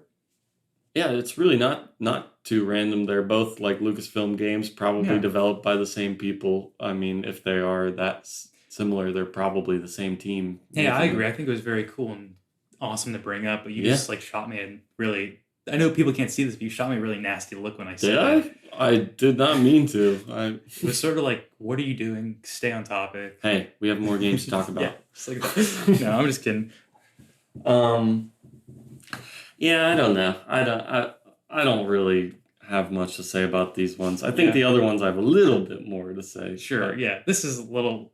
We've done a lot of games so far that have just been like the first levels of A New Hope and Empire Strikes Back. So a lot of Hoth and Tatooine jumping around and being like, this is too frustrating. I'm done. Yeah. Weird like dream nightmare versions of Hoth and Tatooine. Yes, you're right. We're not forever done with that. There will be more like primarily, I would guess I'm thinking of like Game Boy Advance games that will be similar. Sure. I want 3D Hoth, man. Hey, you're gonna get it. Okay, good. Don't worry. And it's way more fun. Okay, yeah, I bet. But we're done for at least a while, and for the most part, in general, of games that directly adapt the movies. And from here on out, they, varying degrees of story-focused games, but from here on out, for the most part, they do try to tell like an original story in the games. And we see that with the other games that we played, even though these are very light on the story, the X-Wing and TIE Fighter games, as well as Rebel Assault. So these games are PC games that you got to play with the joystick.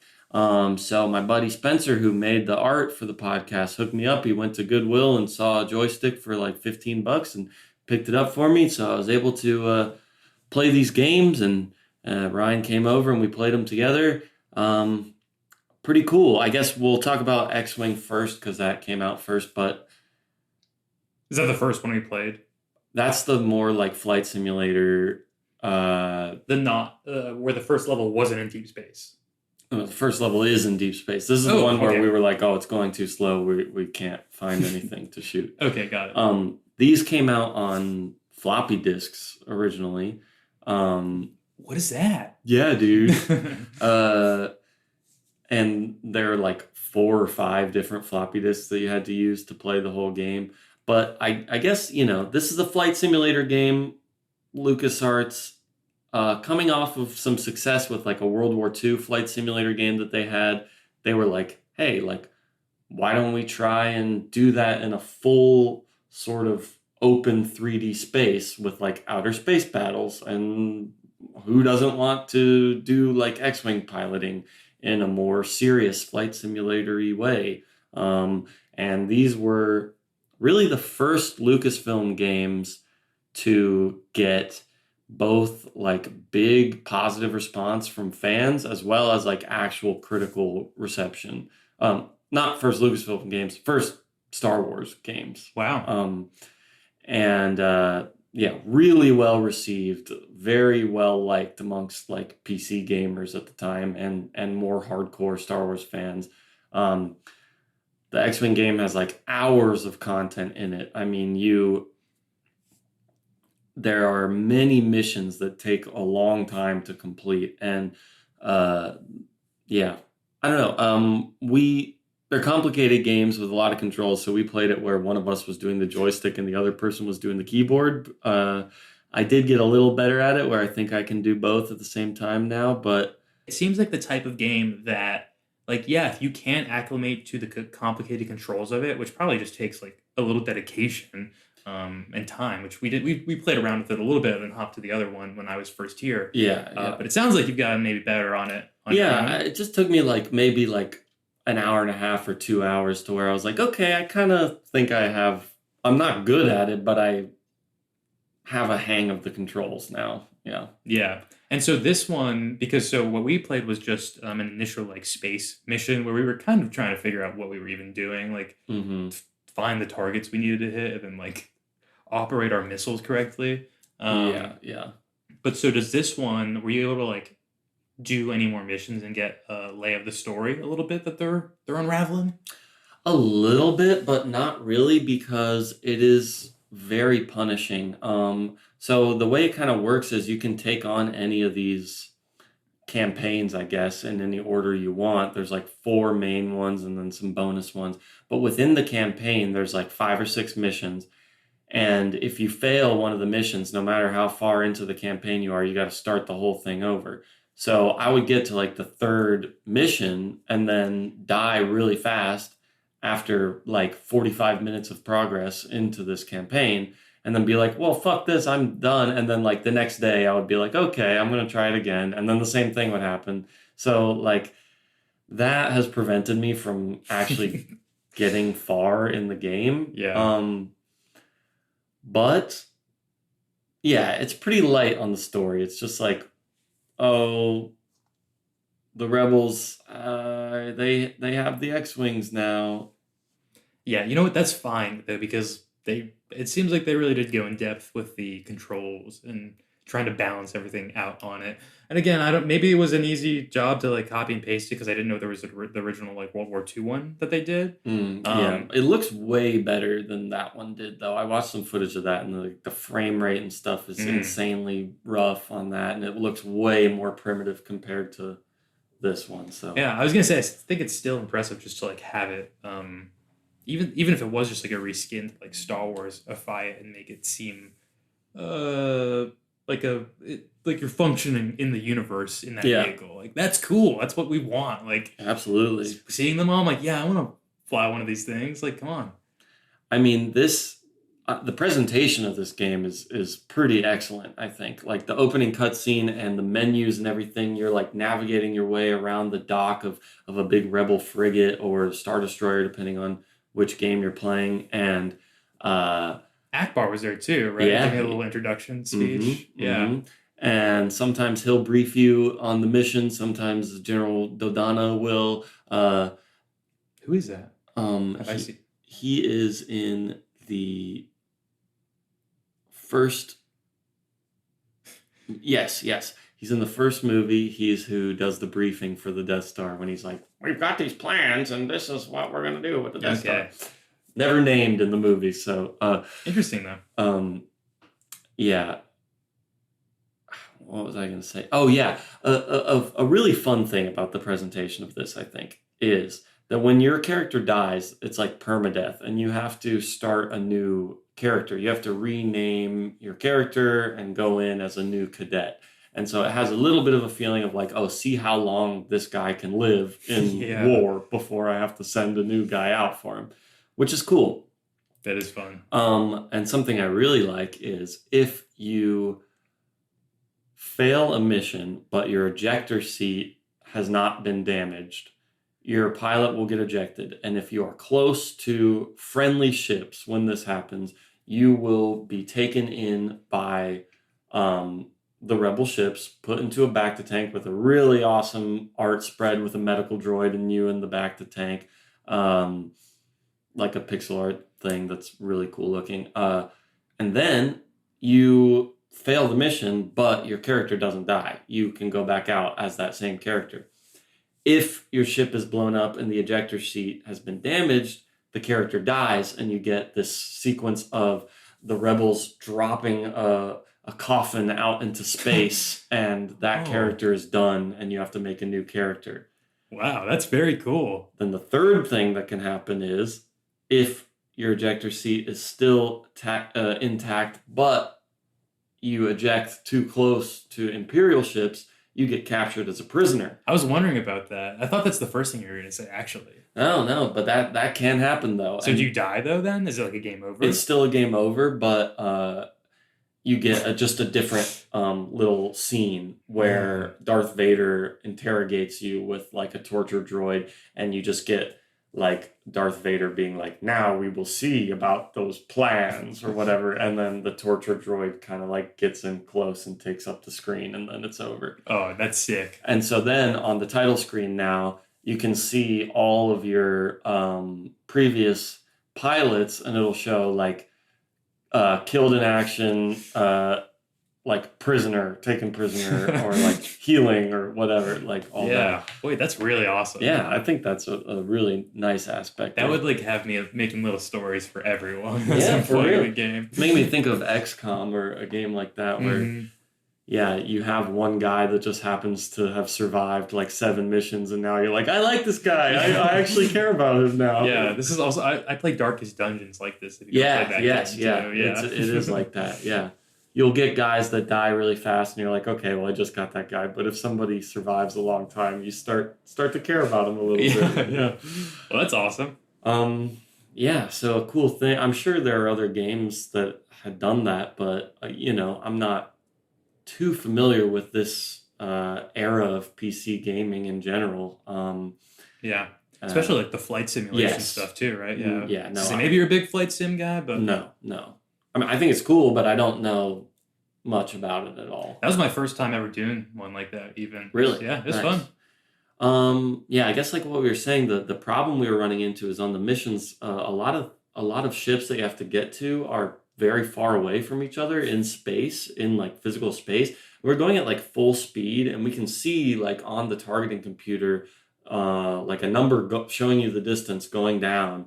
But like, man, it takes a long time. So if something is like 6 whatever units away, like it's taking an actual like 45 to 60 seconds to get to it. So were we doing it correctly, and it does just take a long time? As far as I could tell, yeah. Like, it just takes a long time. And I just cannot imagine, like, opening that game on Christmas Day, hopping in there, then getting to that mission and having to, like, wait, like, 3 or 4 minutes to get to the bad guy you're trying to blow up. Maybe it was just such a novelty of, like, I am flying the X-Wing. Like, I'm happy to just fly it around in space. I don't even care. Yeah. Just, like, looking around at the stars and everything. Yeah.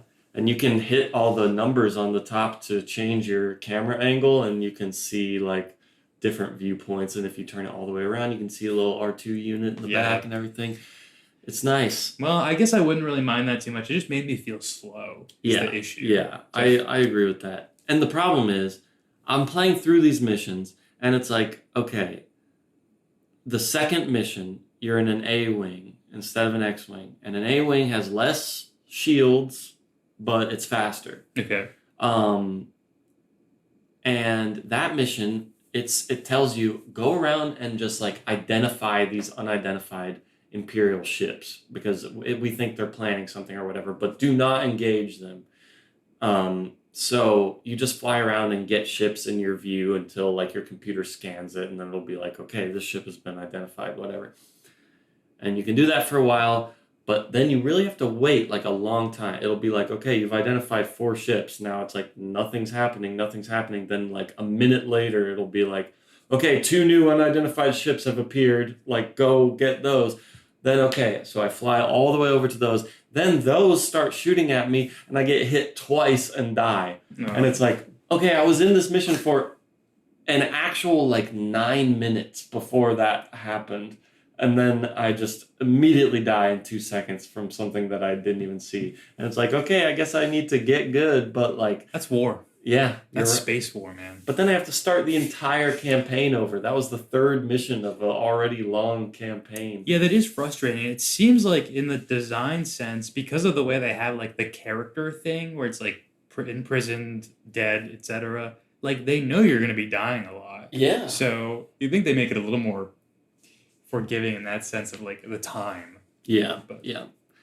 I agree with you, but that's not the way it is. Yeah. They would go on to release a CD-ROM edition of this game, a collector's edition, and then they go on to make X-Wing versus TIE Fighter, which adds a multiplayer element to it. And then they have one more, I forget what it's called, X-Wing Commander, I think. All just sort of similar sequel iterations with slight improvements. So I don't know if we'll talk about those too much because they are very similar, but a cool series and definitely worth mentioning because, yeah, like I said, kind of the first Star Wars game with actual like critical acclaim, I guess. Or, maybe even like won some awards or something. Yeah. I don't know. Well, that's pretty cool. Good for them. Then the final, well, you have any other X-Wing thoughts? No, not on that one. Okay. The final game that we'll talk about today is called Rebel Assault. And this is noteworthy for being the first game released on CD-ROM for the PC from LucasArts. CD PC gaming technology. CD-ROM? What's that? Yeah, ew. What, like a VCR?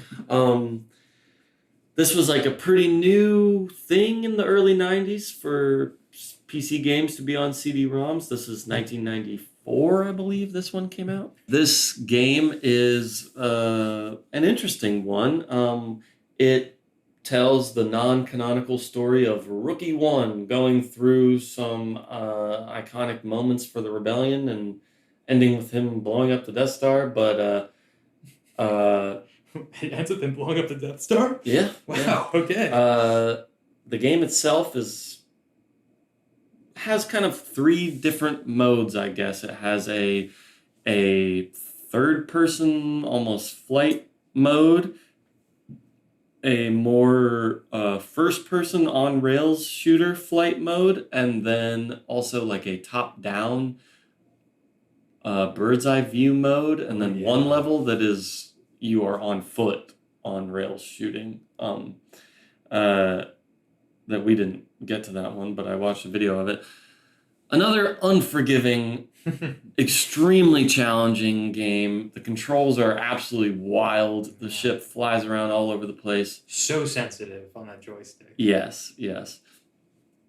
But this one's cool because it has all these like pre-rendered backgrounds and everything, and it's got this weird like live action photography mixed with pixel art, or PC style. Anyway, I like the art style and the way this one looks. It's very like classic, like low frame rate, chunky PC type of stuff. Yeah, me too. So we played this one actually first. Yes, and that's right. What I said while we were playing this one was, because what is it? Does it start on Tatooine? Yeah. It starts at a hidden rebel base on Tatooine, which does not exist. Well, non-canon story, going to be non-canon. Yeah, but also they say, okay, Rookie One, go and take this T-16 out through Beggar's Canyon. Should be nothing compared to the type of runs we used to do back wherever. Okay, throwing some shade to Luke there. Rookie One can eat Luke's lunch, I guess. Well, I guess someone had a bone to pick with that and wanted to interject that in here. But anyway, yeah, sorry. No, totally. Tangent. It's fun. I agree. It looks so cool. Like the style, like the pixels mixed with like the photo aspect of it on PC. I guess I was gonna say photorealism, but it's not. Like, yeah, it's like there is some like live action video like mixed in with this. Yeah, I don't know how you qualify that in PC gaming terms, but all of it was really cool. And I was like, yeah, I want to see this done in space now. Like, I want to see the space version of this. And then we played the X-Wing game, or what was the first one called? Yeah. X-Wing. Yeah. And I don't know. I liked this one a lot better, the Rebels one. Yeah, I understand that. I think the X-Wing one is definitely a better game. However, this is more exciting, I think. Yeah. And this was really the goal of this was to create like, play the exciting movie moments in a way that actually feels like the movies. And it has like music and visuals that actually look like the movies. And it really is like a a tech demo more than a game almost of, very simple on rails, even though it's really hard. It's not easy, but it is simple. Yeah. And it's more of a visual experience than a nitty-gritty game. You know what, though? It's kind of a callback to that comic moment we were just discussing about the dude who takes his eye off the prize for 1 second and he crashes. Yeah, yeah, you're right. Quite literally us playing that game. Yeah, the art style is very cool. We're talking about with the pre-rendered backgrounds. However, that does make hit detection very hard to tell when your ship is colliding with the sides of the canyon walls and when it's not. Yeah, the game kind of fights with itself quite a bit, I feel like. And this game now is pretty universally not liked by people who now go back and try to play it because it's really hard to get to even the third level. Not me saying I like this one better than the other one, though, which won awards. Hey, well, I mean, I don't think there's anything wrong with that, and From I totally... the 15 minutes we played. Right. I mean, and, at the time, I think people loved that game because it was so visually advanced for its time. I mean, it looks a little pedestrian nowadays, but... if we think about how that looks compared to everything else we've played, that is by far the most, maybe not the right term, but again, photorealistic version of the world of Star Wars that we've seen represented in a video game. And it does feel like you're playing movie moments in a way. So yeah, put me in that style on Hoth. That's what I want. Yeah. There was a level of that in this game. Oh, really? Yeah. Oh, man. I just watched a video of it, though. Couldn't get that far. No, I could not get past the first A-Wing mission. And we looked up all these cheats that said, you could enter a code to go and skip around levels, and they did not work. And I even saw people in comments saying, these cheats don't work except for this one and this one. And I tried those ones, and those didn't work. So, I don't know. Yeah, it could have been a different story if we... unlock that invincibility cheat and could have experienced the other maps. Yeah.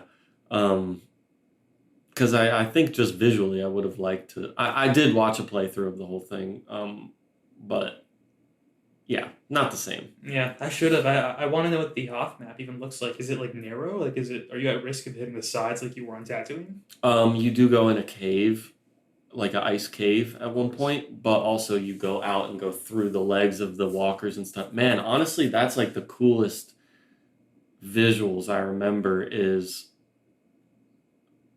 flying through the walker legs and stuff. Maybe we'll have to watch a little video of that real quick after we finish recording. Man, they don't have any way to enter a code to get to a level in that game?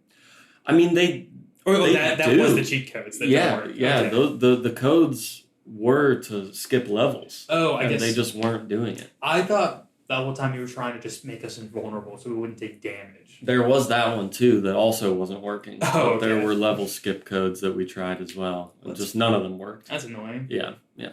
So, if anybody knows why those weren't working, this game does have a sequel also that I have played. And it is a little bit, it's different. It's better. It's on PlayStation, right? It was on PlayStation and PC.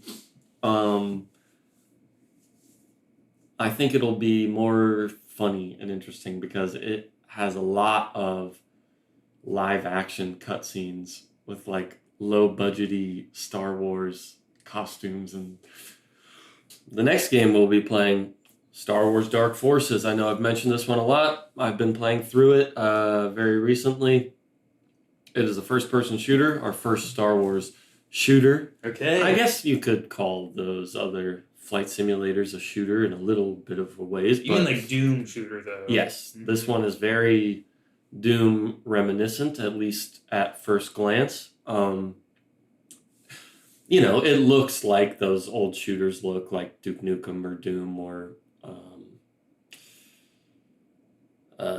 whatever the other one is, Shadow Warrior or something. Hexen, all those. Anyway, it does end up playing or feeling different from Doom in its own ways, but it is very much one of those old first person shooters. But it's good, and You play as a new original character that we will start to see a good bit of introduced in this game. Okay. I'll spoil his name for you because whatever, it's just his name. Okay. Kyle Katarn. Kyle Katarn, baby. Kyle. Okay. I'm ready to be Kyle. Mm-hmm. Kyle Katarn. I've not heard that before, so. He's around. Okay. He'll be around. Okay. We're in the deeper cuts of Star Wars characters now. Mm-hmm. He doesn't really get very fleshed out in this first game. It's pretty light on the story, but he'll be around. Okay. No spoilers though. Hey. Yeah, next episode, we mentioned it before, but we'll be talking more comics, more video games, Dark Empire 2, and Star Wars Dark Forces, the PC game. And very special episode because it's our Sweet 16! Hey! This was our quinceañera. Yeah. Next is Sweet 16. Yeah, okay. Sorry. Next is 17, and you know what I mean. No, you don't get a celebration for that one. Able to vote episode. And is there anything? Nothing ever mind. What were you gonna say? Anyone you want to endorse? Yeah. Oh, should we officially? No. I think now's the time to do it. 2 hours in. Yeah, on this episode that won't release until after the election. Yeah. Freedon Naad. Yeah. Yeah. That's my last thought. Who's your favorite Sith Lord so far? We've met. Can I name who we've met so far that I think? Yeah. There's probably actually a lot more that we've met that I won't be able to name, but. Well, let's see.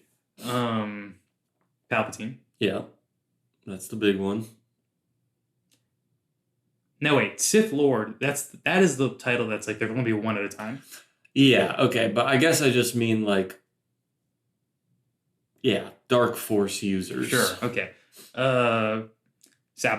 Mm-hmm. Freedon Naad. I know there's some. I shouldn't have made this a challenge for myself. Exar Kun. I know I'm losing it now. And also the other person whose name starts with an N, right? Oh, Naga Sadow. Wait, who's Naga Sadow again? Naga Sadow is the guy who built the temples on Yavin 4 originally. Yeah. Exar Kun goes to check out. Yeah, I'm right. Isn't he one? Yeah. Okay. Is there more? Not that I can think of, no. Unless you want to count Alima and her cousin, those guys. No. I feel like we've seen like a couple more though randomly, but maybe not, I guess. Yeah, probably at least a few have been referenced. Is there no others in the... I guess you've read more of the Thrawn books, but in like the first 1.5 book, is there no other mention of anyone? I don't think so. I don't think so. Okay. Well. Yeah. So that's who we got so far.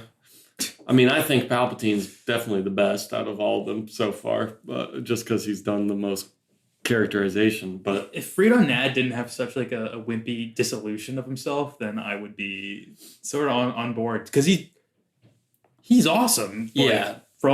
If you are a Sith Lord and you want to like examine him from a historical perspective, you're like, this dude's kind of got it going on. Yeah, like he's rocking this. He almost did figure out immortality in a sense. Yeah.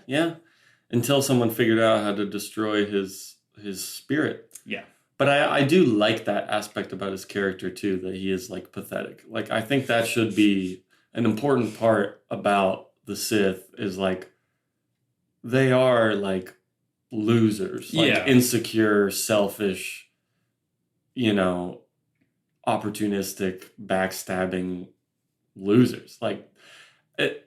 Which like they're really cool too, but I feel like that's an important aspect of like weird villains that I like, or like characters like in The Sopranos or something. It's like, well, yeah, Tony Soprano is cool. I like him, but at the end of the day, like he's really lame. Yeah. And if it was somebody that I interacted with in real life, I would be like, you are like gross. And you make me uncomfortable and sad because you are a pathetic loser. Yeah, I guess that's a good point. I definitely don't want, like... It's tough. I guess I don't want to see them go out in a wimpy way, but I also don't want them, like, put on a pedestal and, like, this guy's actually, like, ideologically awesome. Yeah, yeah.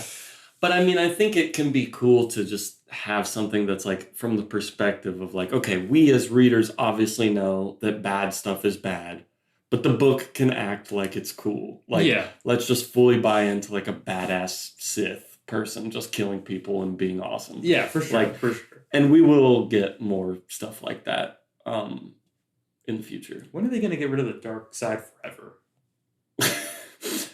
I don't know if they will. No? It seems like that would be like when they're done making Star Wars stories. Does no one ever talk about it in the Star Wars universe? Like, hey, what if we don't need the dark side?